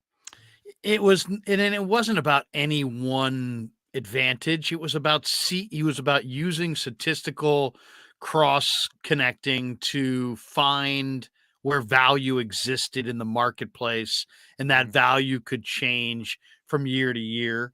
And so the fact that people always, well, it's about on base percentage, it's about that. No. It's about us trying to identify value where other people didn't see value, and that supersedes any one individual statistic. And I thought it was a good movie too. A lot of people think it was a crappy movie. I thought it was a good movie. When I see it on, I watch it. One last one for you. Outside of this little rumor we got in here, senior softball games. There's crazy rumors that Vivek Ranadive, the Kings owner, is looking at possibly buying the A's. That would be interesting if Vivek got in baseball. Give me your thoughts on the NL West, Townie. This show today is really about the NL West and how the Giants, how the Giants look, how the division looks. I was going to ask Ed or Ned a lot about the division, the Dodgers, but you're down there in Arizona and you know the game and you're immersed in it. How do you see 2023 NL West? Is it the Padres division to win? Are the Dodgers? We know the Dodgers are taking a step back to kind of reset their finances by getting under the luxury tax threshold and having everything reset, possibly with an eye at landing Shohei Ohtani next winter. But is it the Padres' year? Is it the Dodgers' year? Is this the year the Diamondbacks' speed and some of their, Corbin Carroll kind of leads their resurgence? I love this kid I saw in right field at Salt River the other day, Zach Veen for Colorado. I think he's the future of the Rockies for sure. Colorado stinks. So we're just gonna say Colorado. Keep making Coors beer, and you're out of this thing. Yeah, exactly. Zach Veen and not a whole lot else. But I mean, Chris Bryant, he's like Mike Hampton. He likes the school systems. Right, yeah. They paid him a shit ton, and he barely did anything. He didn't hit a home run at Coors Field last year. Right. When he played like 40 games or 50 games. 45, I think, yeah. Where do you see the NL West? Where do you see the Giants in the NL West? What kind of year is it going to be? All right, so we on our show we go to every camp, and I've already done the NL West myself. And I'll give you a great back-to-back conversations. I don't know if you guys know who Paul Hembekides is. He's on the morning show Get Up on ESPN. It's on really early for the East Coasters. And he is their top data guy. He supplies all the data for Sunday night baseball, Monday night football. He's the data guy. So I had Jesse Agler on, the play-by-play guy for the Padres. And so we're talking Padres. And I'm like, with all this said and done and all the money, and I'll get into the Padres in a second. I was like, I'm not so sure you slayed the dragon just by winning one playoff series. He's like, no, everything's changed. This is different. So in the background, because we're both on StreamYard, in the background, Paul Hembekides is waiting to come on. And we say goodbye to Jesse. Jesse, Padres they're already mapping out the parade route, for God's sakes. They got so much confidence. Right. So he goes, and Paul Hamakides comes on. And he goes, "Are you kidding me? The Dodgers win this division easily again. Look at the run differential. Look at the data. It doesn't like who did they lose? Yeah, Walker Buehler, that's a big loss. Cody Bellinger's not a loss. Turner's not a loss. He started going through. If you look at the data of how far ahead the Dodgers were, how they manhandled, they won by 22 games. How far ahead they were in everything. The Padres were still so far below them. I'm going to tell you this with a little insight on San Diego. It ain't all roses inside that clubhouse. Mark my words. Dudes aren't happy. Tatis Jr. is a train wreck. Yeah, Tatis Jr. is not happy about playing outfield. And Kim wants to play shortstop. He's not happy about playing second base. Cronenworth is not happy about playing first. What's going on with Juan Soto? Is he in? Is he out? It's always going to be about the contract. AJ Preller is the mad scientist. He's all over the joint. I mean, when you really start to hear about AJ Preller, you're shocked that he still has his job. Peter Seidler's the owner down there. He's all in. He's had a lot of health problems. He's all in right now. From what I'm hearing, he's taking loans out on his business to be able to basically be able to pay for all this and to do it long term. I'm telling you, it's not all roses as everybody thinks and say. They're going to tell you it is. The Padre fans they're ready to map out that play. I'm not so sure. I kind of like Arizona. I'm not saying they're going to win the division. I think they're going to be exciting. Yeah. I think they got athletes. They got a lot of athletes. I go back to that once again. Let's get into Jake data. McCarthy. They stole 68 bases in the second half at an 80.2% clip. They were running. They started figuring things out. How can we win without just hitting the ball out of the ballpark? So they're going to be interesting. The Giants, I do like the moves. I like because, like anything, it's like, well, if these guys stay healthy, and ifs are always big, but if these guys Giants brought in a lot of different guys, and if these guys have productive years, now you're starting to put a roster together that can compete. So when you look at the NL West, I'm going to go with my guy Hembo, and I'm going to say until I see somebody stack it up, this still playoffs. You get in the playoffs, anything can happen. I mean, look, you had the Mets last year, who all they were concerned about was we got to get Scherzer and DeGrom healthy. If we get Scherzer and DeGrom healthy, everything's going to take care of itself. Well, what happened at the end of the year? Scherzer and DeGrom were healthy. They had a 3-game series down in Atlanta. They had led the division all year long. They got their asses swept in Atlanta. Atlanta then goes on to win the division, and then you still have Scherzer and DeGrom healthy, and you get swept 2 straight games against the Padres at home. So the whole ifs and everything, I'm just telling you, until I see somebody in 162 games truly slay. I know the Giants did it once with 107 wins, and the Dodgers won 106. But until I see someone really slay the Dodgers, it's still the Dodgers division. I'm not putting the parade. Do you realize Peter Seidler, the owner, has talked about a parade already for the Padres being on land and sea? That's ridiculous. Under 500 for the Giants or over 500? Like, what the hell? Let's just to me, if you said, okay, we're going to bet right now, we're going to bet a steak dinner, which you still owe me, Larry. If we're going to bet a steak dinner, I'm still betting the Dodgers to win the division.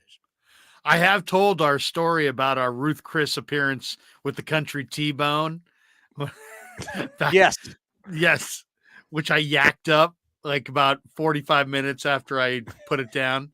And we had on our $600 on KMBR dinner because they put us at the wrong hotel. And then Townie and I got into an argument over who was going to present Agnew with the bill.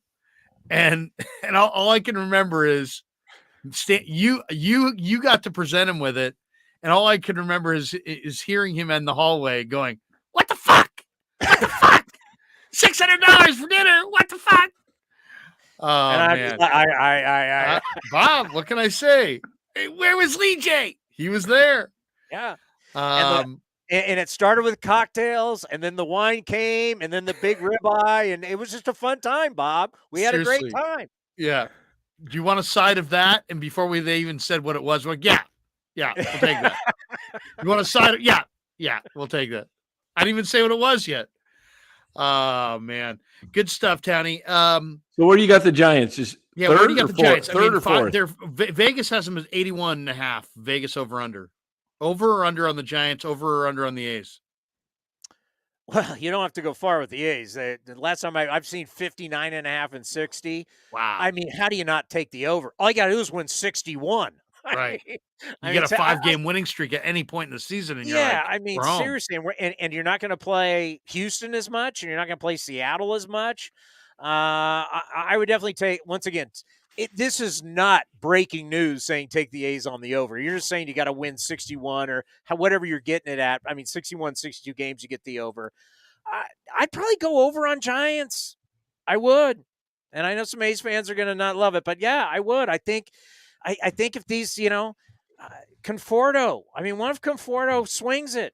And I like me some Haniger. I always have if he's healthy. I mean, like all of a sudden you start, look at Manaea. What if Manaea goes out there and wins you 15 games and has an ERA under 4? You start piecing it together and you go, okay. But I do like Arizona. I mean, obviously everybody's going to tell you it's Dodgers, Padres. Who's going to win the division? I'm still saying Dodgers. I would say Padres. I'd go Giants and D-backs. You got to see it with the D-backs. They got some pitching. Gallen's stud. I mean, they got some pitching. I think they got tremendous athletes.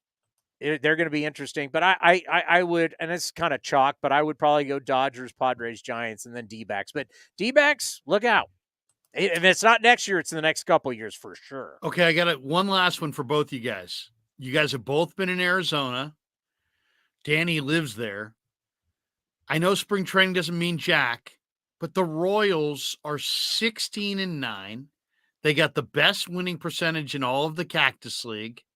Not only that, they've scored 157 runs. They've scored like 30 more runs than almost any other team in baseball. What's going on there? Are the Royals any good, or is spring training mean absolutely nothing? Spring training means different things for different people, right? So, like you could say, they're doing this without Bobby Witt Jr. So, but I always say this, when guys have guaranteed contracts, spring's about what? Getting in shape. But for guys like all the guys on the A's, every single at-bat, every single inning mattered. So spring training means different things for different people, right? Aaron Judge is not stressing spring training. But there's other guys, every single outing they have is going to dictate whether they're ever even going to have a shot in the big leagues. So I rather not suck in spring training and head into the season with confidence. Now, if you go out there and you stink it up in the first 2 months, it means nothing. But if I'm the Royals, at least I'm seeing some of the things that we've done as they've gotten rid of Dayton Moore and they're getting more into analytics. They're seeing something. They're seeing some positive sign of somewhat they potentially could be competitive. We've known for a while they've got a bunch of power arms. So maybe, just maybe. Yeah, what does spring training mean? Let me tell you, in 2 weeks into the season, no one's going to still be talking about what somebody did in spring training. No one cares. But if I'm somebody who's trying to prove something, if I'm somebody who's trying to find players now and players for the future, and these guys came up and actually look good and look like they could compete, that's definitely I mean, you can say it's a positive. Does it mean anything? No, but you can say it's a positive for anybody. But for Kansas City, yeah, I think it's a positive because they have some guys. And Bobby Witt Jr., I don't know how much you guys have watched him play, but wow, as a shortstop and the speed and everything, I mean, he's impressive. Ned says he wants to do a Sunday night show. And you and I have been talking about doing a Sunday night show. Maybe we ought to do a little Sunday night YouTube baseball show. We got to talk about it. With the San Jose Sharks scout, Ned Colletti. That's right. The voice. There we go. Yeah, I you know me. Wait a second. I just got off the phone with Vinny Damfus. Evgeny Nabokov. When are we going to retire that jersey? Wait a second. Jeff Friesen has just texted me. You ever talk to Well, Friesen anymore? No, I haven't talked to him in years, man. I Where used is to he? party Where with is that he? guy. I don't know. I used to party with that guy all the time, then just lost touch. The thing about Ned, and he's been coming on my show for years, and you guys have such a special relationship. He brings such a unique skill set of everything that he's done in his career, from being in PR with the Cubs, all the great Giant success that he had with Brian Sabian, and then taking over the Dodgers and being in the hot seat in LA. And then obviously it didn't work out the way he wanted to, but he stayed around, right? And he was around the Dodgers as they really started to win and doing the media stuff down there again. I mean, Ned's been around our business for so long, has done so many different things. He is such, I mean, as somebody that you can ask any question to, and he's been behind the scenes. He understands the ownership part. He understands, and a big part of our The game is you got to understand agents. the money. You got to understand the contracts. You got to understand the money. You got to understand the revenue. You got to understand how the revenue's coming in. You got to understand the revenue sharing. You got to understand how to deal with agents. You got to know how agents see it, how player. Ned gets it all, and that's why he's so special to have on. Yeah, no, he's fantastic. All right, brother. Hey, we're gonna let you go. It's 11 o'clock. We've been going for 3 hours, dude. You've been a wealth of information tonight and some great stuff, dude. So, Hey, by the way, I just want to say this real quick. I was thinking about you last night. So I was over. You remember Steven Thompson, my buddy Steven Thompson? Yeah, we were we're over buddies at on his house. Facebook. All of a sudden, the NFL Network was on, and it was Greatest Games, the 1983 NFC title. I taped game. it. Oh, Washington, Redskins. Niners, Washington. Because I was 11 years old, right? I don't remember bitter. it. I didn't Terrible. realize how bad Montana was earlier in the game. How Yeah. bad Mark Mosley misses 4 field goals in this game before With he his kicks pendulum the game. kick style. Yeah. Yeah, and the gift. How about the Riggo, Theismann, Art Monk, Dexter Manley? I mean, you think about Ronnie Lott, Keena Turner, Hacksaw, all those guys, and then, of course, you got Montana and Craig, and you're like going, man, this was old school football. This was great. And then all I could think about was a young Larry Krueger pissing and moaning about all those calls at the end of the game. Well, the worst one was 13. the phantom pass interference against Eric Wright. Yeah, And one against Ronnie too. One against Ronnie. Yeah, a lot too. Yeah. But Joe That was- Theismann went, oh, Well, yeah, you know, but they the thing didn't tell about the this- other 13 where Ronnie was holding the entire game. The Niners gave that Washington team too much credit. They were intimidated by them. They didn't show up in the first half of that game. If that game had gone 10 more minutes, 49ers would have won that game easily. Montana was incredible in the second half. That loss, though, lit their fuse for 84. I've talked to Randy Cross about it. Talked to a few guys about it. They were so fired up going into that off season before 84, and they came out in 84 and went 15-1 and lost to dominated Pittsburgh. the league. But yeah, like that era of football to where here you got, I mean, the Niners are starting a dynasty, and you think of how good the Redskins were under Joe Gibbs. And then here comes Bill Parcells and the Giants. You had Mike Ditka and the Chicago Bears. I mean, you just think about that era of football. And remember, the Raiders were really, really good in the AFC. I mean, you had so many. The Dolphins were fantastic. I mean, you had so many good teams, and those teams had the same players. And we're talking about, I'm like, think about the Niners, man. Jerry Rice isn't even there yet. Right. I mean, you just think about how good the NFC, the Eagles would be good, the Vikings would be. I mean, you had so many great teams that were just fantastic in the NFC in the 80s. Oh, Vikings, Bears, Redskins, Wasn't it the year 85 was Rice's first year, right? When they lost to the Giants. Didn't he have a TD and he held the ball up and dropped it? He had a breakaway touchdown and he dropped it. And then the Niners got routed. Yeah. And a lot of people feel like if they had scored that touchdown, it would have changed the whole outcome. But, that was the 85 Giants lost to the Niners lost to the Giants, who then lost to the Bears. 86 Niners lost again to the Giants. Giants went on and won the Super Bowl. 87 Washington won, and then the Niners came back and won 88, 89. and should have won in 90. except for Should have Roger won in Craig 90, but yeah. So there you go. All right, guys, good stuff. Hey, Dan, Townie, awesome stuff, man. I'll let you go here because it's late, but dude, you're the best, and we'd love to get you back on, whether it's a regular deal or just from time to time. Dude, it's always great to chop it up with you. We'll do it again. Promote A's Cast and promote the Pie Shop, and I'm your guy. Hey, we'll Pie do that Shop for you sounds every good. time, man. I'm going to have to. We could do this show from the Pie Shop. Let's do it. The Pie Shop is. My daughter great. said the Pie Shop was great. Her friend said it's her favorite place to eat now. Yeah, everybody, Chicken Pie Shop in Walnut Creek, and It's on go Arroyo Way. to A's Cast, or go to the A's YouTube channel. You got the menu online? Yeah. What's up? Yeah, you got the menu online? Yeah. The Pie Shop? Okay. Yeah, check it out. ChickenPieShopWC.com. Oh, it's really, really good stuff. She said the drinks were phenomenal too. Oh, we've got a mixologist, Larry.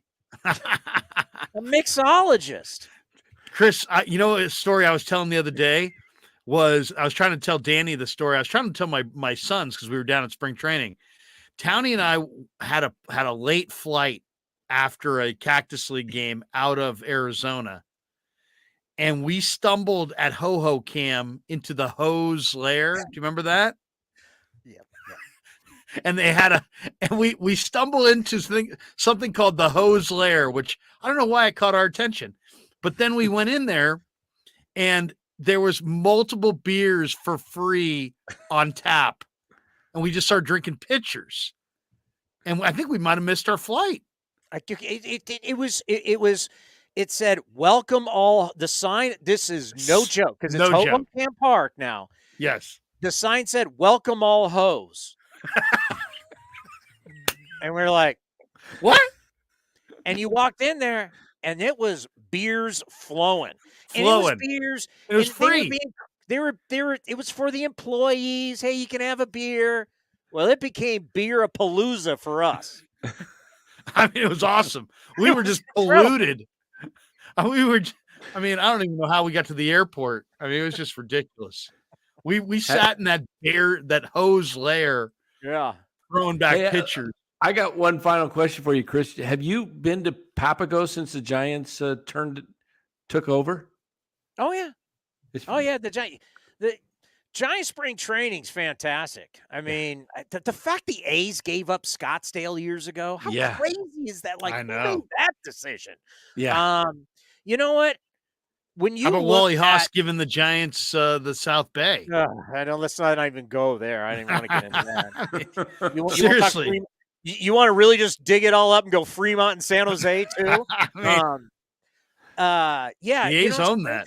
Spring training doesn't suck. I mean, there's so many people that I run into. God, I wish I could go. I'm like, there's no reason not to. It's a party at every ball. The Cubs, who are our neighbors in Mesa, Sloan Park is awesome. I mean, all the parks. I mean, they've got. I mean, it's big business. It's a lot of fun. And what's your favorite? You hang out in downtown Scottsdale every night. Oh, you can't. Oh, yeah. What's your favorite park? Do you think? I was talking to Joe Rizzo yesterday, and from a broadcaster standpoint, he really loves the Diamondbacks and the Rockies facility. Salt River. That's where I was. The berm out there is massive. I would actually say the best for me that I've, they're really all nice. The White Sox and the Dodgers facility's nice. Camelback. Padres out in Peoria with Seattle's nice. I really like Sloan Park. Now, the story behind that is, the Cubs are the big swing and you-know-what down in Arizona. They bring more people in. All the snowbirds come out. They've got the hammer, right? They threatened to leave Mesa. Mesa went, no. So Mesa built them Sloan Park. Right. What happened to Ho-Ho Cam? The A's got it. The A's we're at Ho-Ho Cam. Yeah, the A's are at Ho-Ho. And is it renovated? Yeah. So now when you show up, it's all A's. It's all our ballpark. Everything's A's. It's like, Larry, when you last went there and it was all Cubbies, it's now all A's. I interviewed Ed Lynch on the patio of his office. He had an office that had a little patio. It was sweet. It's nice, really nice little stadium. Yeah, Sloan is nice, though. Sloan is really nice. But Sloan's got elements of Wrigley Field in it. Yeah.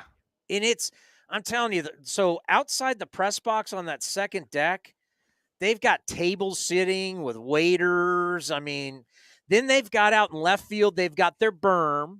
And then above the berm is where you get beers and hot dogs and everything. And then they got seating on top of that to mimic being on one of the rooftops at Wrigley Field. Oh, that's cool. Yeah, they've got like all these like cool little things that kind of put Wrigley in their park. So to me, Sloan has got all the parks are nice. I mean, they've all ton of whether they're new or been renovated, millions has been put into all these places. Scottsdale's kind of a dump by comparison. Sloan got some really cool character to it. Scottsdale's kind of a dump. I mean, Scottsdale needs to renovate and get a bigger berm and better seating, and it's not nearly as nice that as right that field Salt bar. River. You're not hating it if you're out in that right field bar. Yeah, I know that right field bar, and I almost paid. It was a C note for all you could drink, all you can eat in that. Danny, have you gone up there yet? No, I haven't actually been out there. It's $100. I mean, what the hell? That's pretty. You get there. I'll take good. My free entry. Oh, I've been up there. Danny's on a Sports Byline USA media credential. Nothing but Nagano. Got nowhere to go with it. Nowhere to go. All right. All right, Townie. Good stuff, man. We'll talk to you soon. I love you, buddy. Love you too, bro. Take care. See you, Chris. Chris, that's funny. He is phenomenal. He's funny. Oh, yeah, we get this one. I remember Townie and Steinmetz got mad at each other on the air. Steinmetz said, "You want to fight? I'm 47 years old. I don't want to fight." Oh, that is awesome. That is awesome. Yeah, I tell you, that's that's hilarious. But yeah, it's kind of interesting though, the whole thing with the game when he was talking about with the stealing bases and stuff. I think it's going to be a huge part of the game, and the Giants, their best guys aren't on the team though. I mean, the guys that can steal bases are probably not going to be, except Estrada. You don't think that maybe, Danny, what Townie is talking about, what you've witnessed this spring, that what Kapler was talking about, where, it's like, man, it's a totally different era. Do you think that maybe that guy like, what's his name? The center fielder, Johnson? Bryce Johnson. Yeah. Bryce Johnson. Do you think a guy like Bryce Johnson maybe makes the team? And especially if Haniger, I think he makes it. Well, he makes it in the beginning, most likely because of Haniger and Slater being gone. But I don't think. What if he gets off to a nice little start and starts stealing some bases? He might be able to give him a little ignition. Yeah, then they need ignition. Yeah, then maybe you make a spot for him. Maybe there's a trade that comes up. I mean, a lot of it's going to depend on Larry, how Haniger and Conforto perform, and Yaz. I mean, and Wade. I mean, to me, if Yaz is not hitting for average and he's not hitting the ball out of the park, then what's he do? Yeah, exactly. I mean, then all of a sudden, Bryce Johnson becomes like, well, hey, he's a catalyst, he's a playmaker. If Wade doesn't hit, like he did in 21, if he has a year where he hits like he did last year, what's why do you need to carry somebody like that? I mean, it's a great point. It absolutely is a great point. Hey, we should tell everybody, Dan's got a new channel. It's called NorCal Sports Network. And if you type in NorCal Sports Network and you don't see the California flag, you're on the wrong channel. All right. So you got to look for that California flag.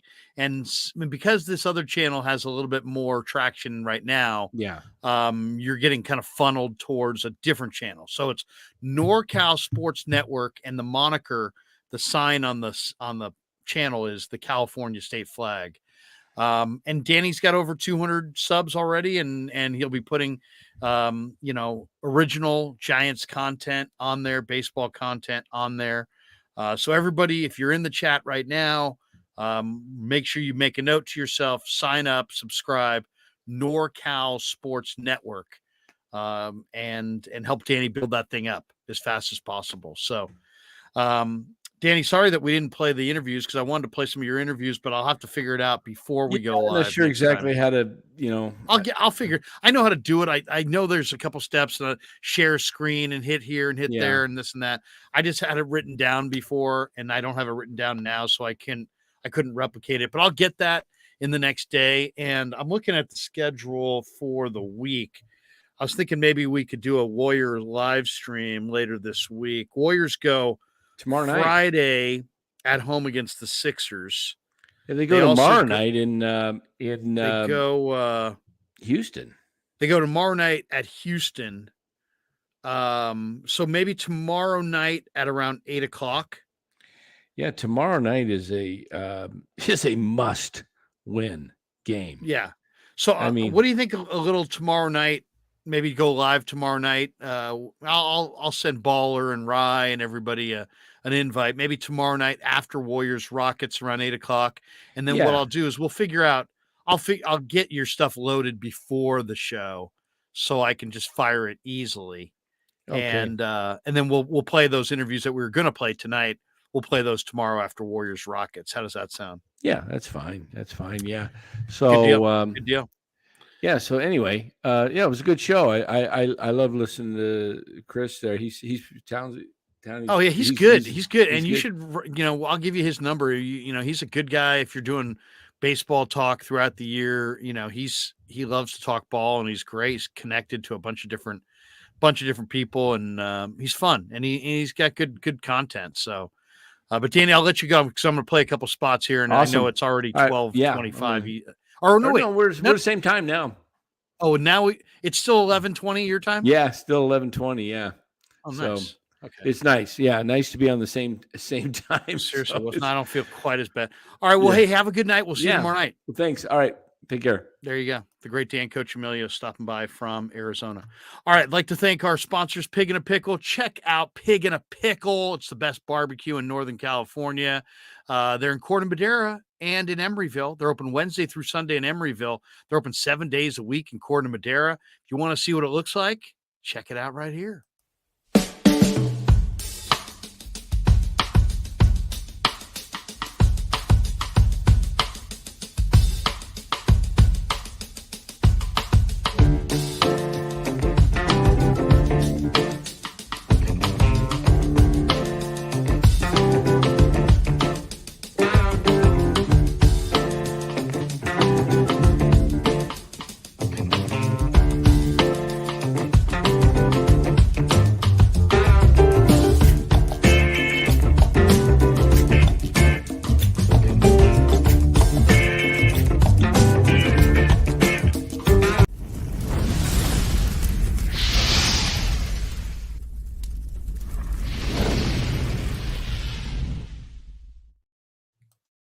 And big thanks to Casey Bateman and the good people at Telmetrics for being a sponsor as well.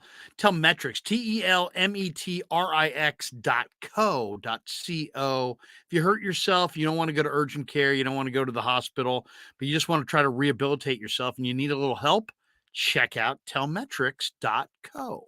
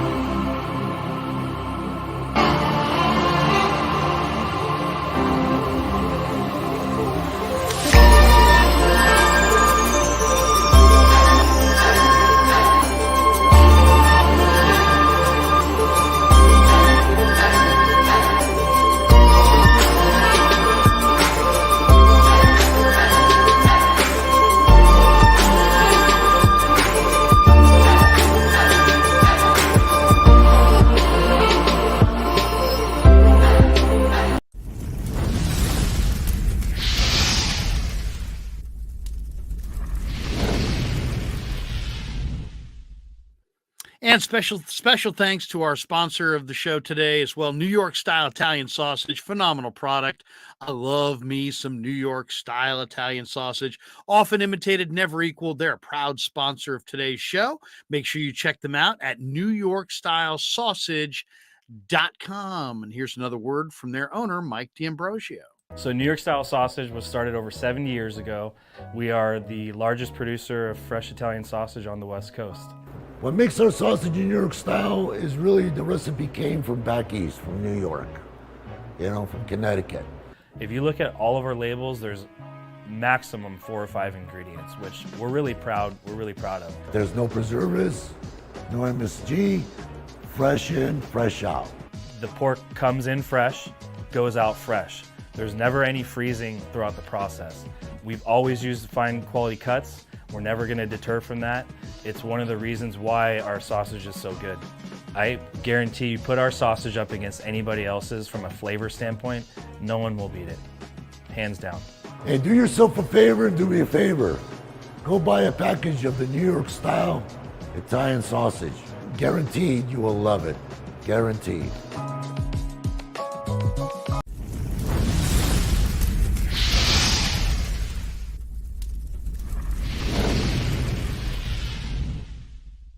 All right, coming down the home stretch on the live stream tonight. I hate false advertising, and we advertised that Ned Colletti was going to be with us, and then Ned was coming back from, Indian Wells, where he was watching some tennis, and then it was raining, and then it was traffic, and anyway, he had a hard time making it. He could have gotten in here in the last 10 or 15 minutes, and I said, Ned, we'll do it a different time. But I appreciate Ned greatly, and I apologize for advertising that Ned was going to be with us and not delivering on Ned, but we definitely will have Ned back on the show, maybe as soon as later this week. Eric says, Pasquale, the new owner of the Giants. Super chat from G Code Travels Log. What's up, Larry? Visiting Bangkok, Thailand right now. All right. Well, enjoy yourself over there. Carson Taylor says, did you see that CJ Gardner-Johnson signed for only $8 million? I did. I absolutely did. I cannot believe that the Lions got CJ Gardner-Johnson for $8 million. And I got to think that the 49ers should have gone for CJ Gardner-Johnson. There was a rumor this weekend the Niners are interested in Lonnie Johnson, who's a big corner, played at Kentucky, played a little free safety, plays a little outside corner, a little slot. I like that signing as well if they can finish it up and go with Lonnie Johnson. If they can get Lonnie Johnson, I like, the big corners, the big defensive backs, definitely strong against the run. So, and then Miles Hartsfield also signed this weekend, a guy that Steve Wilkes knows from Carolina. So I think that's a good move. And I plan on doing videos tomorrow on my YouTube channel about both those guys. SG Sports Talk channel makes a donation. It says, hey, Larry, can I join you on the post game tomorrow? Chardall, you absolutely can. We'll be on tomorrow night after the Warriors and the Rockets. So check us out, and you absolutely can join us. And I'll put it in the video chat, and you can join us. Now, let me get you set on what we got going on this week on the channel.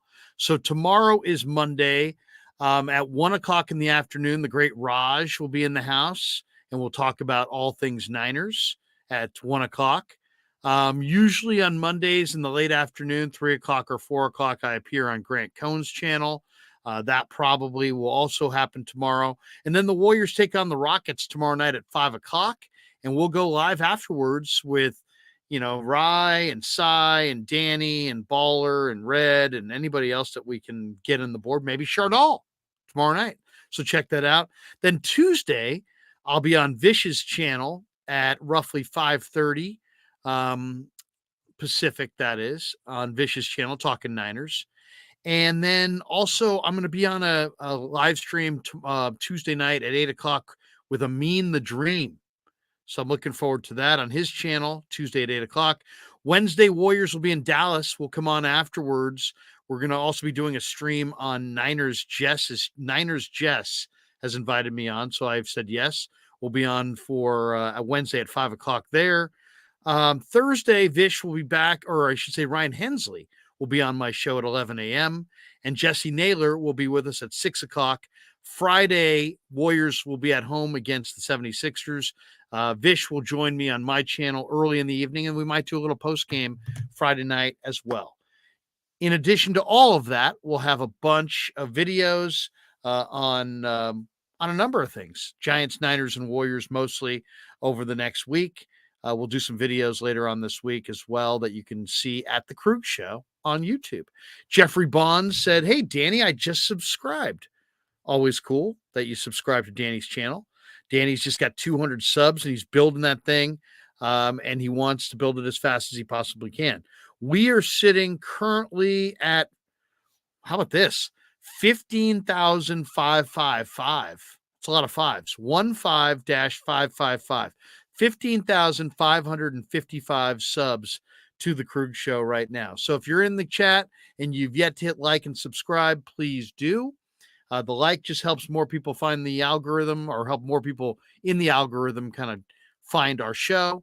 And then if you hit subscribe, you'll get an alert every time we go live. And of course, you can be a channel member as well for like $4.99 a month, and you get exclusive content that other people don't get. So if you've yet to sign up and subscribe to the Krug Show, please do. It helps us out greatly. And Carson Taylor in the chat says, "Do you think this is Kerr's last year?"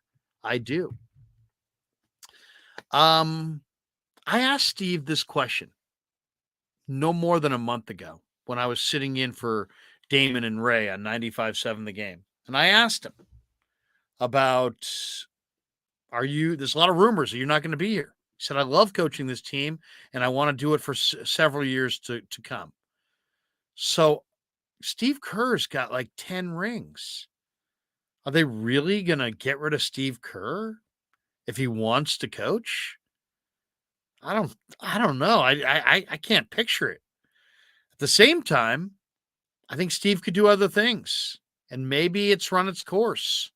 And if the Warriors check out this year in the first round of the playoffs or miss the playoffs, maybe Bob Myers and Steve Kerr want to get out, and maybe they don't want to be there for the rebuild. And I don't know, but I think let's just say this. I would say no. I think Kerr's back, but I think there's a chance he decides to hang it up. It's hard to say. It's hard to say what's actually going to happen. If you had asked me 2 years ago, I would have said, you know what? He's a made man. He can come and go when he wants. But now, I don't know. He took an awful lot of criticism this year from the fans, and there are a lot of people who are unhappy. Carson says he is dragging the Warriors down to me. Wow. I'll definitely say this. I don't understand a lot of the stuff I've seen this year. I don't understand Anthony Lamb. I don't understand Ty Jerome. I don't understand getting rid of the veterans you had last year to go with younger guys and then not going with the younger guys, especially in the first half of the NBA season. Why didn't you just put Wiseman and Kuminga and Moody out there, see what you had? Instead, he was hell-bent on making them kind of earn their minutes, and that's fine, but they didn't develop. And now Kuminga's been inconsistent. Moody's been dramatically inconsistent. Wiseman's a Piston, and I don't think it was a particularly good trade. So I don't know what to say. To me, that would be the unthinkable that Steve Kerr wouldn't come back, but now it might actually happen. All right, that does it for us. Check us out tomorrow. As I said, we'll be on at 1:00 tomorrow talking Niners with the great Raj, as I do it every Monday. I love doing my live stream with Raj, and I hope to see all you there for it. Until then, we're out. Yeah, never met a man I've been scared of. Careful, you gon' get exactly what you asked for. Here for whatever you bring me, getting handled. I answer to no one, I don't